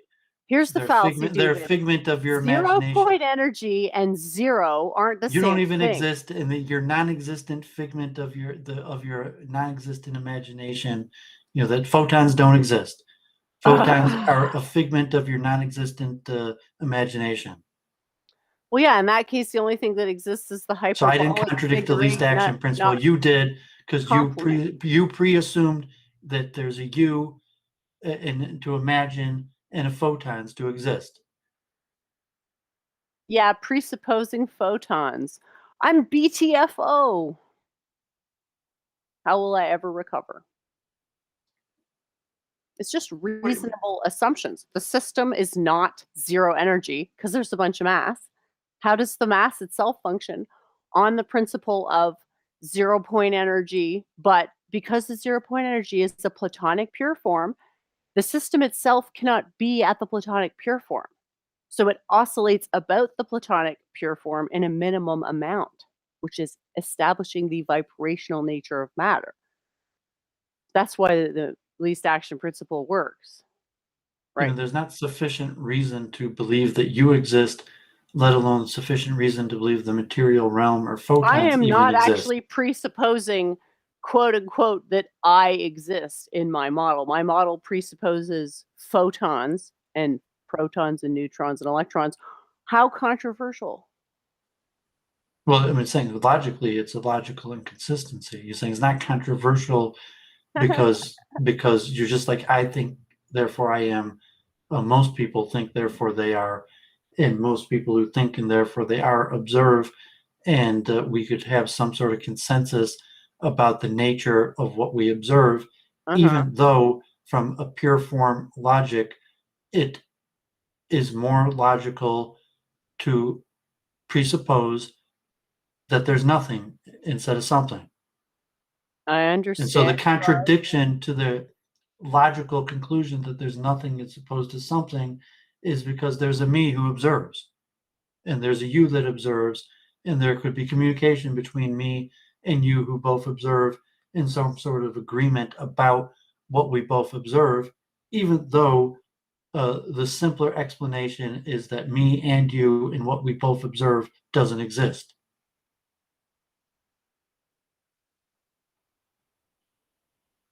Yeah, except we're the proof that something exists. So the So you're just reasonable explanation rehashing Descartes. is like, I No, guess you're I'm really just looking- rehashing Descartes. You should accept that what I'm saying is correct. That it's more reasonable to assume that me, you, and what we both mutually observe doesn't actually exist. However, it's uncertainty. Like, okay, there's a like a multiple truth hypothesis and a truth discovery. And if you're looking at it, well, nothing exists, and the truth value of nothingness existing is actually higher than somethingness. And so we're working within that uncertainty of whether there's nothingness or somethingness, of that there's somethingness. And so just like intellectual honesty nothing of is recognizing the physical construct, uncertainty. though. That's So a if bit you're of an talking issue. about what is truth, so from a logical perspective, you say, well, unfortunately, or fortunately, whatever, that it doesn't have to even a subjective to be unfortunate, because like unfortunate, assumes that there's a me that matters to make it unfortunately that I don't even exist. But just from a truth discovery of what's actually going on, what actually is happening in the universe, according to the least action principle, it's more reasonable to assume that we don't exist. And so you say, well, it's uncertain. There's uncertainty because you can't certainly say that none of us exist, because of the least action principle, because cogito ergo sum. And so with the uncertainty, let's assume, postulate that we exist, and that the material realm that we both observe and could describe for a phenomenon actually exists. Then multiple truth hypothesis, that let's have an alternative explanation of what is I and what is existence. Wow. And it's like really like the even the great philosophers go through this through these points. So Plato and Plato leans towards the forms in the cave, like you're saying that we're just seeing shadows in the cave. We don't even know that we exist yet, let alone what we observe exist. And so we're taking something that we don't even logically know exists, like myself or you, and we don't even know actually what we're observing, whether that exists. And then we're trying to determine rules from that, as opposed to, so to say, from the pure forms realm, in the realm of ideas. Yeah, so that's the point of this thing, is what really exists is a light wave form, and it simulates the I am. So the I am is a simulation. I don't want to say illusion. Yeah, I don't but think you it's need. I mean, I think you don't simulation of need. that. You don't. You're still in the materialistic realm, and saying that the world of ideas doesn't need the light wave form. Even though it's Whether the there's light, intermediary. in the realm of pure forms, there may or may not be light. Is there light in the pure forms? Yeah, I'm saying probably not. Like, I mean, my estimation, like you say that, no, I mean, the pure forms in the spiritual realm might not operate with. There may not be light in the pure form realm. Light is derivative of the pure form realm. Have you seen the Thad Roberts? I mean, you're laying out. He basically proves you're that. laying out your propositions. You said that you were saying that you should accept the uncertainty in your postulates. Mm-hmm. Instead of doing that, Maybe you're photons don't it has to exist. be this way, and saying it's because you haven't studied ontology. You only studied epistemology and not ontology. Maybe I don't exist. Why do I need to study that exactly? Logic, truth. I already know what the truth is. I mean, just the fallacies in that statement. That you presume there's an I, you presume that there's a no, and so that's ontology. Like the ontology is, who is this I, and what does it mean to know? And so I know what the truth is. You already made two fallacies. You already made two assumptions that can't be proven. Every time I make an assertion. You made two assumptions that can't be proven. One, that there is an I, and the other, that there's such thing as knowing. Sure. This is just pure ontology. That like, what is the nature of being? I wouldn't care about it, because all it's doing is criticism, and it's like, I don't need criticism. It's not criticism. It's saying you're making false assumptions. So your axioms, your system is based upon false assumptions. And I reject that criticism. So there you go. Well, and that's why you're incapable of understanding the Platonic ideas, because because it is looking at, or even the Leibniz monadic system, is that you have these false axioms, and so I'm going to call false axioms. They not be false axioms. You have these postulates that have some sort of truth value function to them, and there are other systems that do not presume these postulates, and those other systems that do not presume these postulates might actually have more explanatory power, and hence a higher truth value. 2 more weeks. To me, that is like, I don't need to hear that. Sure, but I already know that someone could come along with something better. I don't need to be told. It's insulting to me to say, maybe you're wrong. It's like, yeah, I thought of that. Do you actually have anything to say about what's wrong about it? Because if you don't, just save it. Well, I That's said how I maybe you're wrong because I the ontology. Maybe there's not even a you to be wrong. So even that statement has false assumptions that there is a you that exists to be wrong, It's using common parlance. or even that ideas exist, or that there's such a thing as ideas that are true or false. Using common parlance in the interest of helping people understand. I'm not going to apologize for that. Well, that's the point that it make that Who's going to predicate? why you need to educate Who's going to yourself predicate every and single one learn of their and statements? learn the, so to say, Oh, correct terminology, even to call the correct terminology, but the common or avow yourself to the scientific process, or the peer review method of formulating your ideas within a historical background, and then trying to develop a consensus of sages through a peer reviewed process. uh-huh. And saying, even if from the Doovidic ontology is, at the end of the day, the best that we're going to be able to do is determine some sort of truth value to these statements. Information complexity type thing. It's information. That's what we have access to. So the correct way to understand the nothingness principle is, why is there a difference? Why is there an apparent difference when there should be no difference, energetically speaking? So it's basically saying all differences have an energetic reason why they're there.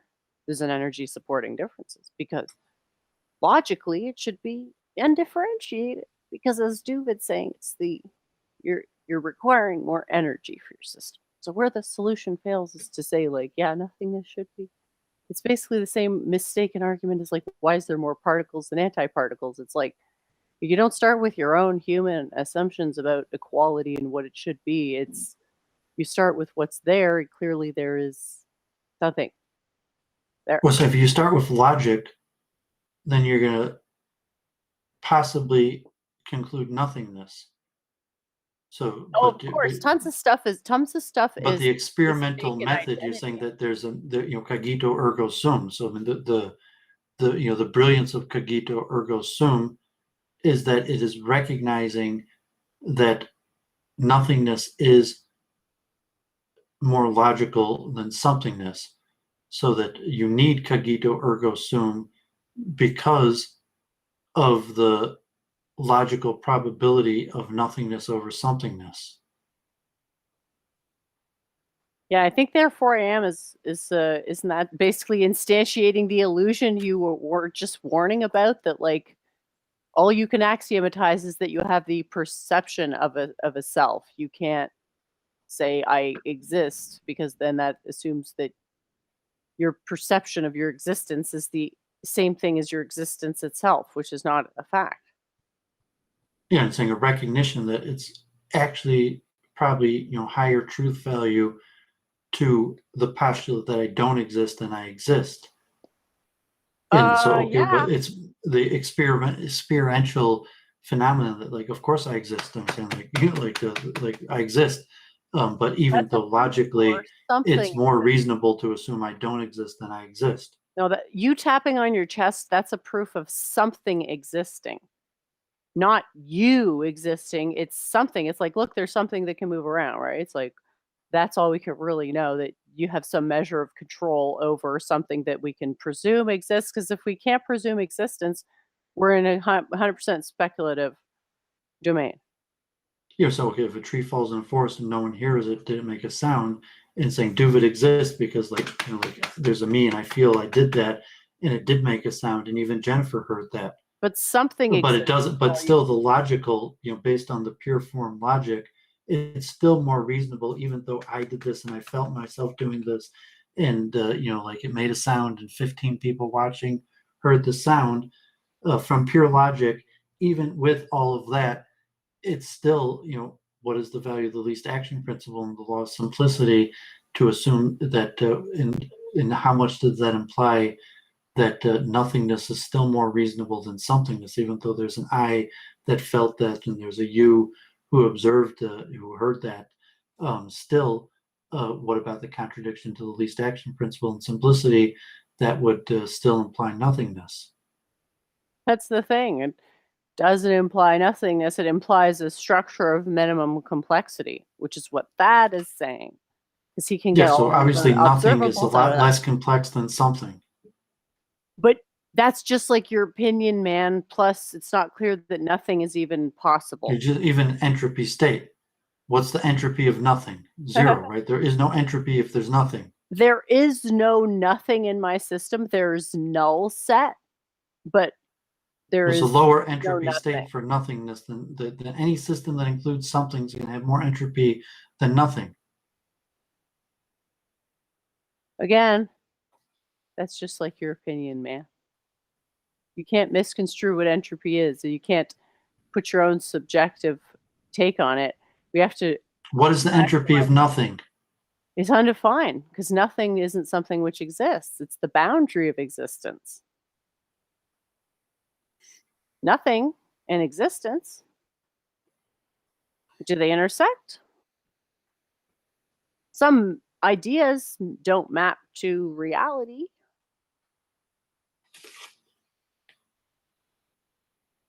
Sorry if that was confusing. But basically, the amount that a waveform deviates from the pure form associated with its material distribution is minimized. And there exists a material distribution, basically. We just don't know why there exists a material distribution as opposed to nothing, but we can't even be sure that there is such a thing as not a material distribution.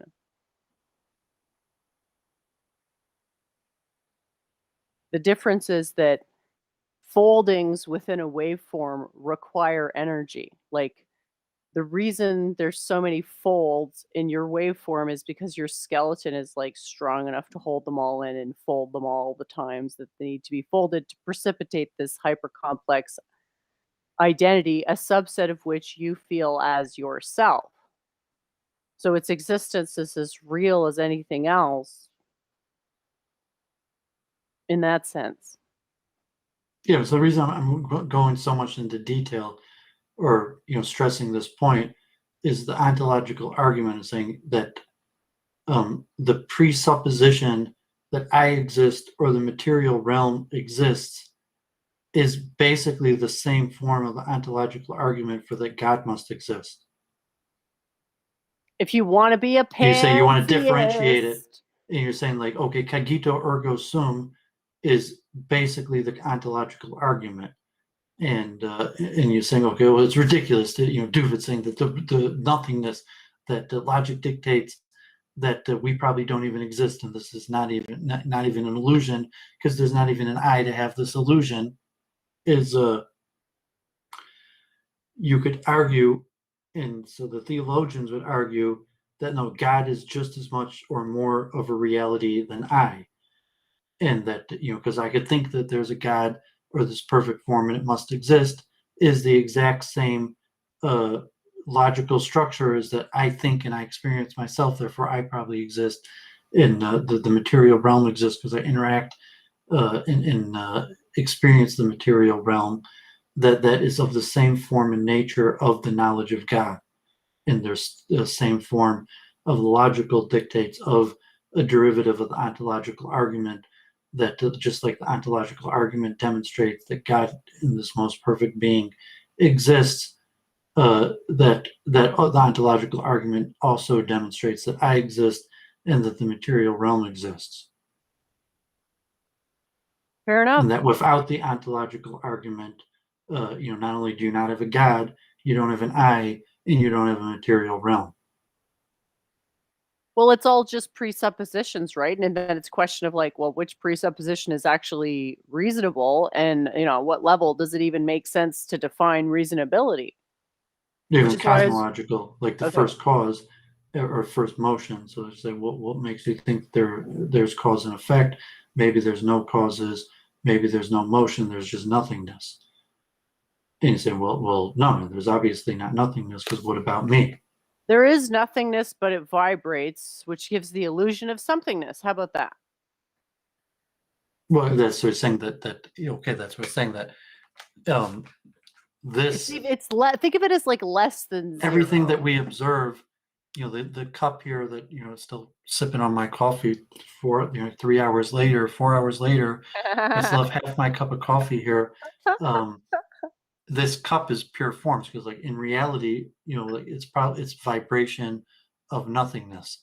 And by saying like, no, I have a cup in my hand that I feel and I know exactly what it is. It's this pure form of what we call a cup. You identify it as a pure form, and so does everybody else.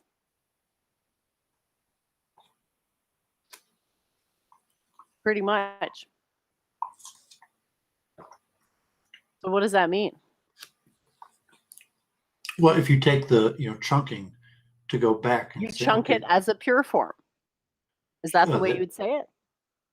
Well, I mean, chunking is the perception of reality, that everything that my observation of reality is all chunks of smaller pieces, and I have a better perception of reality because I have larger amounts of chunks, and I could communicate with Jennifer because we have chunked together, and saying the pure form of ideas or a cup, that I have a pure form concept of a cup.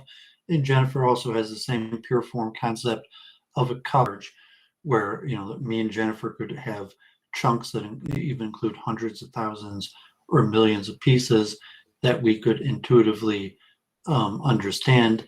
And then if it comes to communication theory, conflict resolution, that or even like critical theory and power asymmetries, that it's chunks. What is power?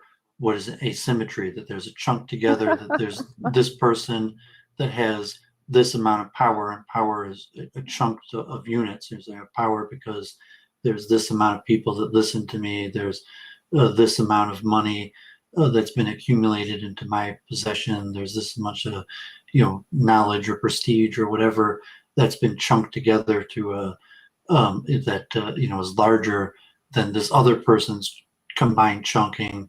That creates an asymmetry, and that power asymmetry causes communication to come out in a different way, because this power asymmetry, I will be talking and you will be listening.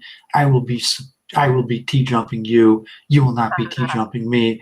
I will be using the Socratic method on you. And so in essence, the communication theory is reduced to these chunks, and then like a multiple truth hypothesis of recognizing the uncertainty, and because we're talking the cosmological argument, it's like Kant's critique of the cosmological argument, that it necessitates the ontological argument, but in reality, everything necessitates the ontological argument, because the least action principle, the assumption of somethingness over nothingness, and that in essence the ontological argument is necessary to assume somethingness over nothingness. I'm right there with you.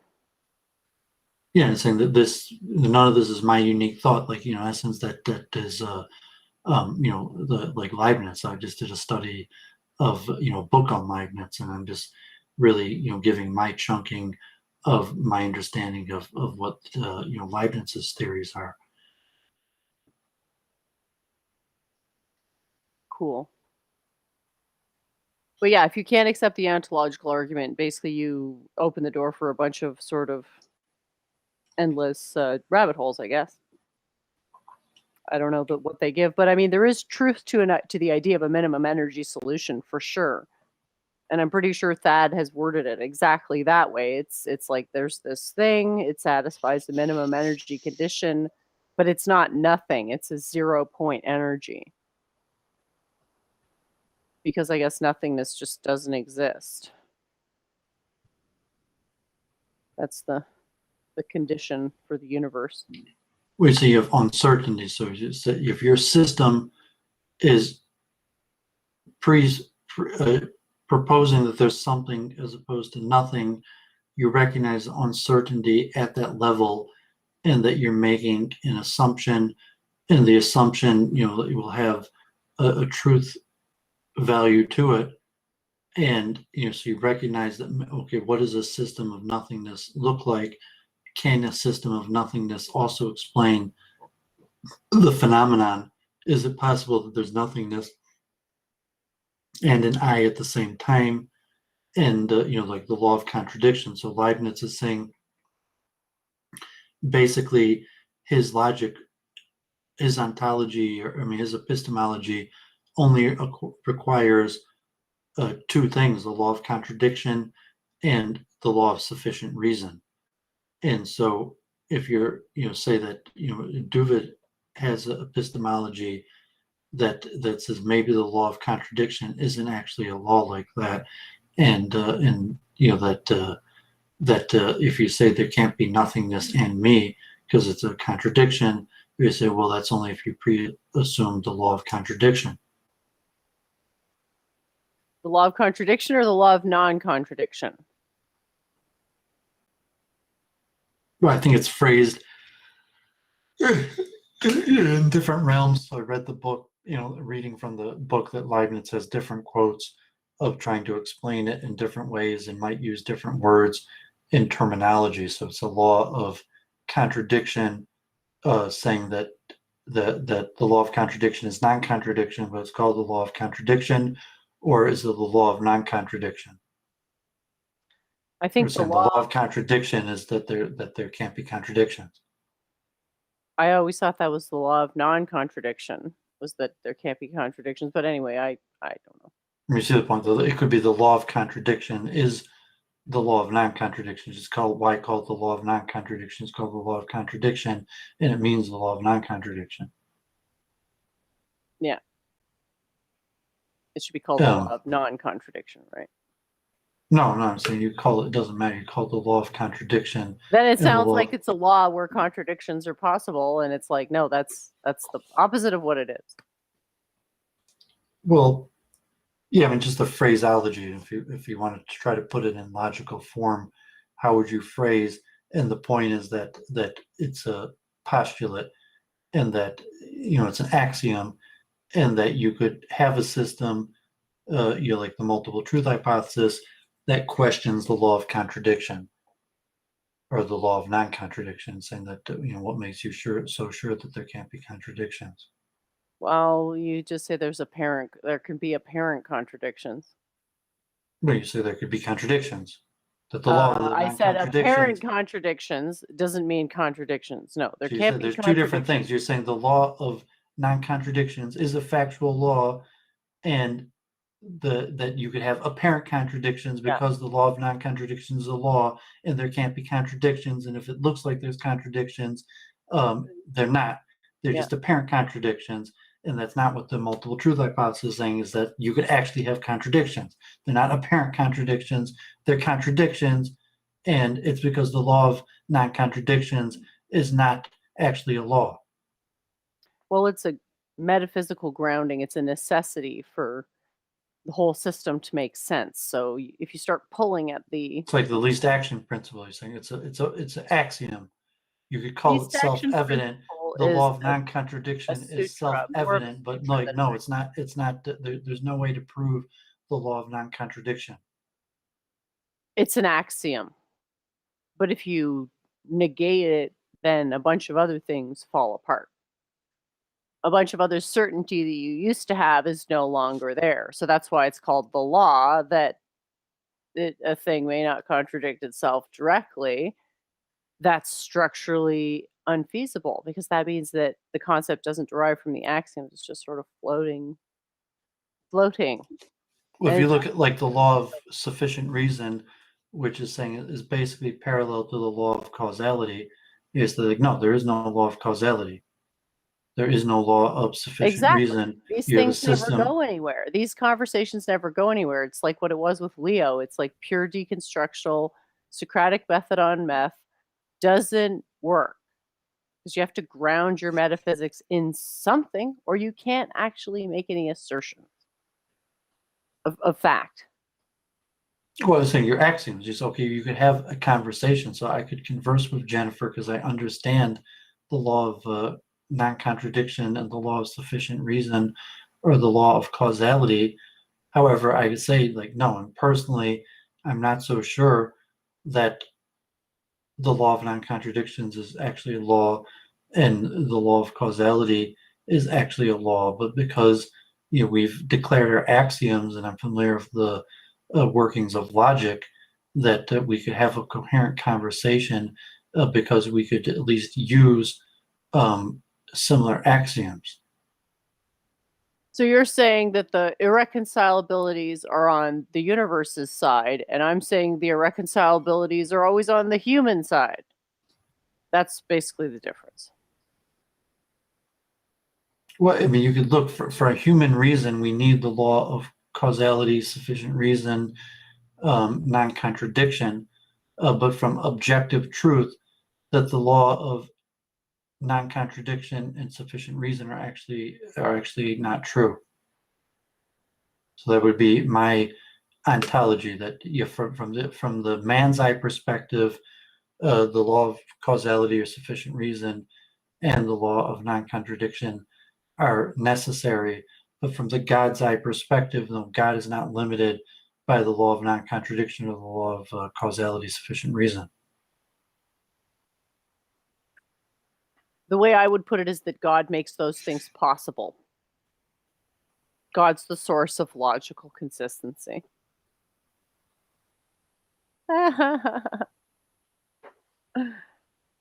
Moral outrage prophet said big cosmos, little peanut brain grugs. Yeah, well, we're all grugs, very gruggish. So it's like we got to present it to ourselves a million times in a way that sort of finally works. But you can get there. It's just I was reading the dualism. Greek thought, like the man who tried to prove his immortality by jumping and died or something like okay, like I got to publicly kill myself to prove my logical consistency. It's like no, I'm just trying to get at the truth and recognizing of contradictions and just to wrestle with like okay, like there is an I who feels pain, there is an I who experiences, there is an I that has a will to survive. And if I'm going to say, okay, that I doesn't exist, and I'm so certain that the I doesn't exist that I'm going to kill myself, God forbid, not because I'm depressed or like trying to limit my own suffering, but just to demonstrate that I don't even exist and it doesn't matter whether I kill myself. And it's saying, would that even prove it? So if you pretty just absurd. It would prove you were really committed to the principle of non-existence, but it wouldn't prove non-existence. Yeah, it wouldn't even make a difference in terms of the proof. And it's saying you could have some sort of indication, or look at sufficient reason and causality to look at predictions. They're saying okay, the ontological argument of they're saying okay, just because you need the ontological argument to for science or logic or existence and for God, you need causality for science. The sufficient reason is whatever form of truth discovery that we use, and the value of the truth discovery is determined by the predictions of the system. So exactly. that if you look at the ontological argument for science as opposed to ontological argument for God, then the law of sufficient reason is saying what type of predictions of prior causes to determine future events produces a higher truth discovery value. Exactly. So yeah, I think it's dividing it by what changes and what doesn't change. And then change is the mechanism of causality. But I don't see how you could get anywhere by denying causality. But yeah, I guess I still have to go into the difference between sufficient and necessary or whatever. It all seems like overly complicated to me. That's why I sort of recoil at it. Yeah, Aiken here is talking about the biblical tohu and vohu and the Genesis story. So I mentioned historically, it would appear that Satyagone in like 800, based on the cosmological argument, is the first biblical commentator to put creation ex nihilo into the Genesis story. And you don't have to. I'll just read the first few lines. In the beginning, God created the heavens and the earth. Now the earth was formless and empty. Darkness was over the surface of the deep, and the Spirit of God was hovering on the water. So in Hebrew, now the earth was formless and empty is the tohu of avohu, and what these words mean is questionable. But the statement, now the earth was formless and empty, darkness was over the surface of the deep, and the Spirit of God was hovering over the waters. And then God said, "Let there be light," and there was light. The straight reading of it looks like the earth, that these waters existed. So in the beginning, God created the heavens and the earth was formless and empty. Darkness was over the surfaces of the deep, and the Spirit of God was hovering over the waters. So the assumption is, before Satyagone, most biblicists, Jews and Christians, believed that there was the primordial waters, that in the beginning God created the heaven and the earth, not from nothing, but from the primordial waters, in like a Platonic forms type way of earth, air, wind, and fire. Earth, water, wind or air are the same. That earth, wind, water, and fire, that water was pre-existent. And God created the heavens and earth not out of nothing, but out of the pre-existent water. And the question of what tohu and vohu was, formless and empty, goes in terms of this transformation of property of one to the other, not of creation ex nihilo. So, and then Satyagone, after, based on the cosmological argument, takes the words and forming of pre-existent material.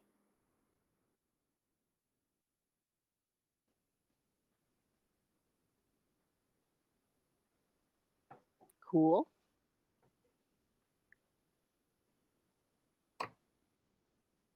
So yeah, I And guess that's why I say formless. the Like ex tohu nihilo and comes from. vohu, Like you means formless means formless. ex nihilo somehow. So it's implying that it wasn't created out of nothing. It was formed out of something that already existed. It was formless, and formless meaning these primordial bodies of water. What is formless? Water is formless because water takes the form of whatever vessel it's in.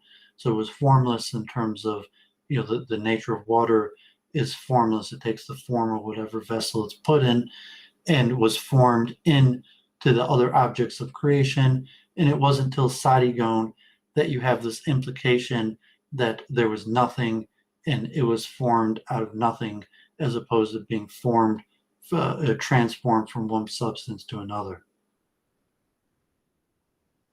Aiken says, very good. Thank you. Would you say that nothing is not a thing then? Perhaps cyclic.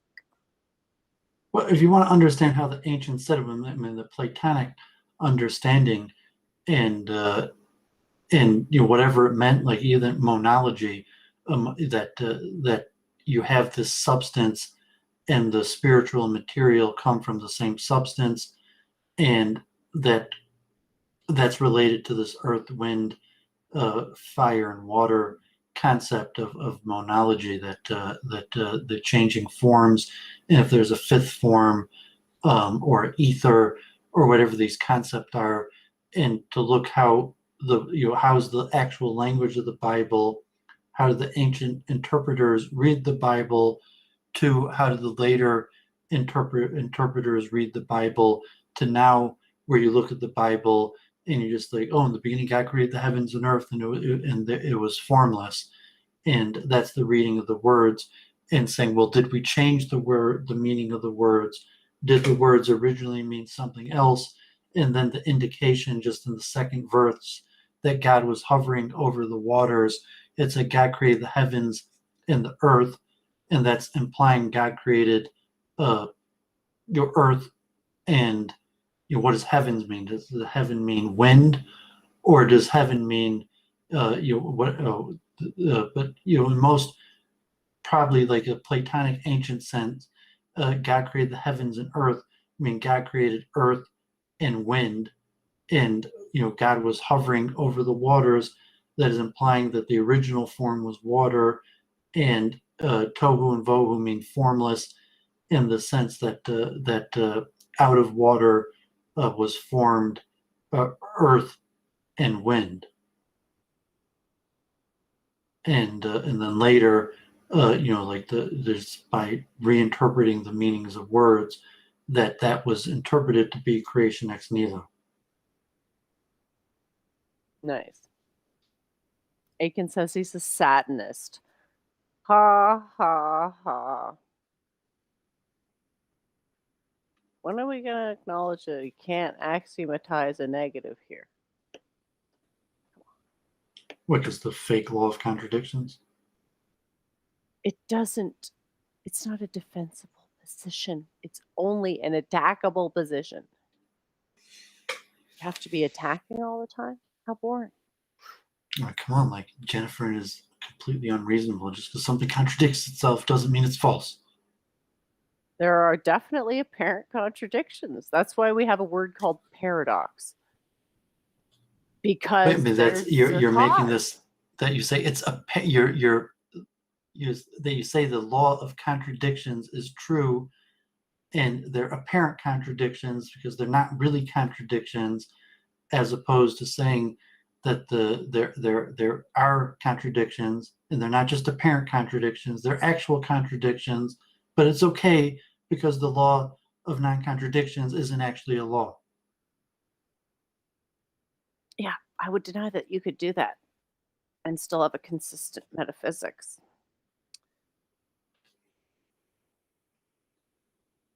Okay, so you want to wrap up, I guess. Like it grounds the laws of physics. That's the thing. Physics is the reason why logic is a thing. So then you're saying maybe physics sometimes doesn't apply?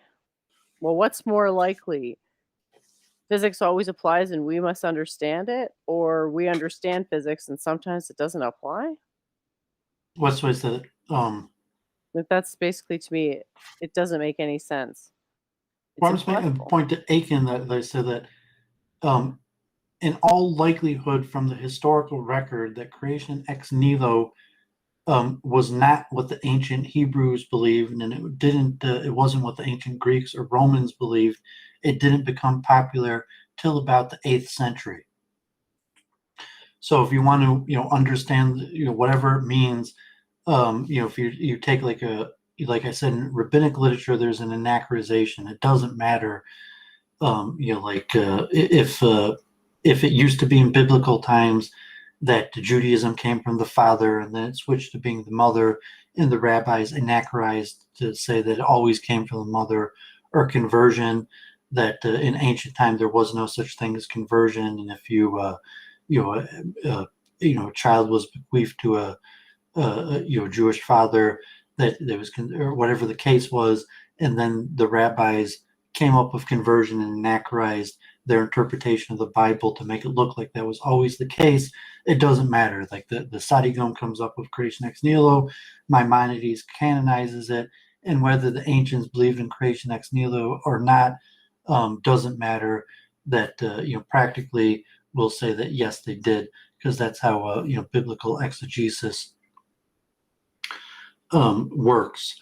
So just an important note, but it's saying the historical record would seem to indicate that creation ex nihilo was not popular among Christians till Aquinas in the 12th century, and didn't even exist till the 8th century, and became popular among Jews in like the 9th to 11th century, and then from the term of physics, is the historically in a similar vein that physics was a subsect of theology. And it's because of Definitely applied philosophy, and philosophy. because ontology, because theological. physics necessitates ontology and an understanding of these more important questions of what is the nature of reality, dualism and monism, and the implications of physics. The laws of physics to some extent could be dependent upon theological questions, so that historically it's said that if you studied physics, you would have been in the department of theology, and physics was a subfield of theology. And so that's from a greater understanding of the philosophy of science, is to say that there's certain axioms that need to be accepted for the science of physics to be studied. And so even today, like I was saying, the ontological argument, that physics necessitates the ontological argument. So even today, that you could still look at physics as a subset of theology, because you have to understand that science necessitates the ontological argument, and the ontological argument is part of theology. Empiricism necessitates numbers being real, which they aren't. Well, that's a philosophical, theological argument that numbers are real, or these various ontological statements. And so, without ontology, which is part of so to say theology, you can't have physics. So physics, and saying historically that when the first universities were built, that that physics was part of the Department of Theology. Yeah.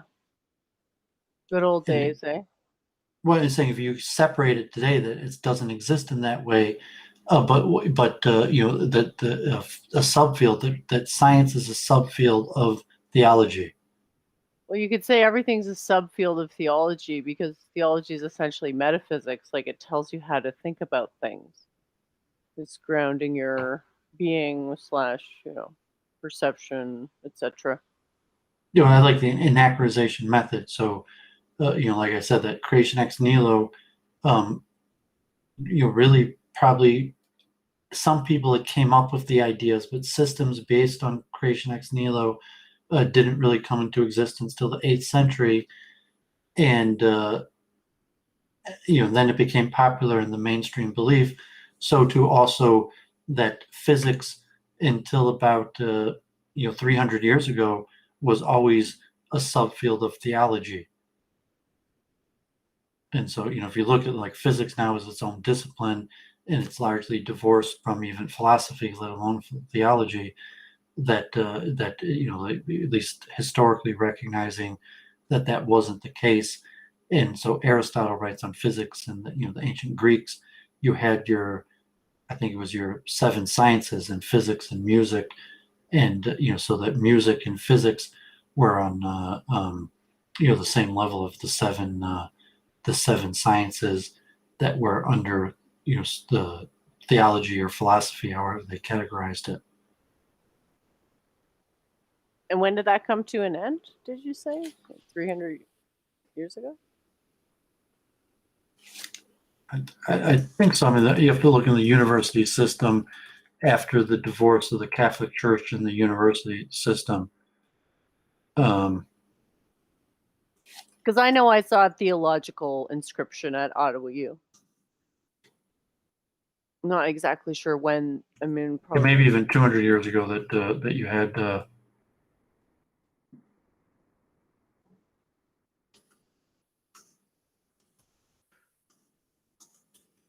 So that was very interesting. I think we've come a long way in understanding things. But I realize the least action principle is sort of a bit ambiguous as to what it means.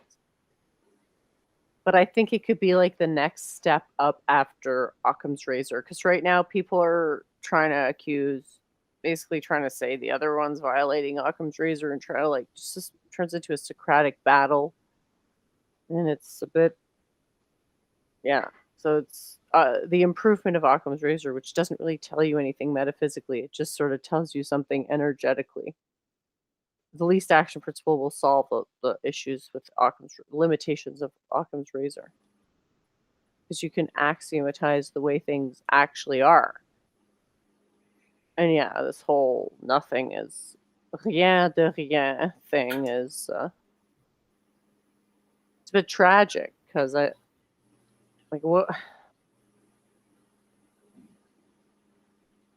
I don't think you change your mind. You don't think that you do think literal contradictions, objective contradictions are possible. Because you had the 7 sciences were the original 7 grammar, rhetoric, logic, arithmetic, geometry, music, and astronomy. Nice. And Back you know, to it's 7, eh? yeah, I think even like University of Michigan, like maybe even like till 150 years ago, that was still even American, university, Canadian university systems had that delineation of the 7 sciences under theology, and even like Harvard and the first American universities were institutes of theology and would have had the 7 liberal arts of the Greek system. So when that fell out of being, is actually, maybe even the last 150 years. Cool. Wow, feels like a long time ago. Okay, so let's wrap up. I guess if you want to keep rambling, you can. And I'm going to spend this week, Said everything I need to say. Go ahead. Prepping for the consciousness conference. Do a lot of reading and thinking about that, and then we'll talk next week, and maybe we'll try to do a daily post stream. I guess we'll have to see how interesting these Zoom calls are. It could be it's really boring, and it's not even going to be interesting to be on the Zoom call for like 3.5 hours every day. But hopefully they're good, and maybe there's a chat, maybe there's interaction, and then maybe it'll be worthwhile to do a daily post show of the Science of Consciousness conference, and then maybe we'll even be able to get people from the conference, even participants, people that are on the call watching to join and talk about these topics. Yeah, that would be great. We'll have to see how it goes. Chess, the rapper I used to rap taught me the 5 Ps. But the proper preparation prevents poor performance, and because he went over his rhymes, like in fact his grammar wasn't that good, but he used to write out his rhymes, and even had like a rhyming dictionary that he sometimes carried around with him. But proper preparation prevents poor performance. So probably the more we prepare for the conference, the more likely that we'll be able to make good post streams and get the people onto the show, and obviously knowing who they are and their research and ideas is the most likely way to do that. Cool. We'll have to check out the schedule and see what lines up, and we'll let people know. Thanks, Yes, everyone. the first day is on black holes. The second day is on orchestrated reduction, and the third day was on the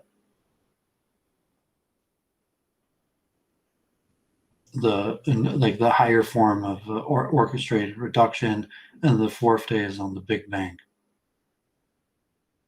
Cool. And Brian Keating, the first day is Roger Penrose, second day Hamarov, fourth day has the one with Brian Keating. Oh, looking forward to it. Thanks for the breakdown. Okay, so everyone have a great week. Look forward to seeing you next week. Hopefully, some of the viewers will do preparation also for the consciousness conference, and then maybe that will set off a change in the direction of Week in Review if we can successfully get some of the big names in consciousness get into those circles. Sweet. Awesome. Looking forward to it. We'll see you all next Sunday, if not soon. That's just so to say, a worthless opinion of. It's so important that she can't be told, she won't be told that it's wrong. And bringing it back to Church of Entropy and her attack dog Gandalf the White. Why don't you learn to shut up and fuck your goddamn logic? they control the media, and the media is capable of making the sheeple believe in anything. Yeah, I don't mind. I mean, we've had these streams, and I've been doing with church. Like very strongly negative opinions of the kind of Brundle clique. Is she trying to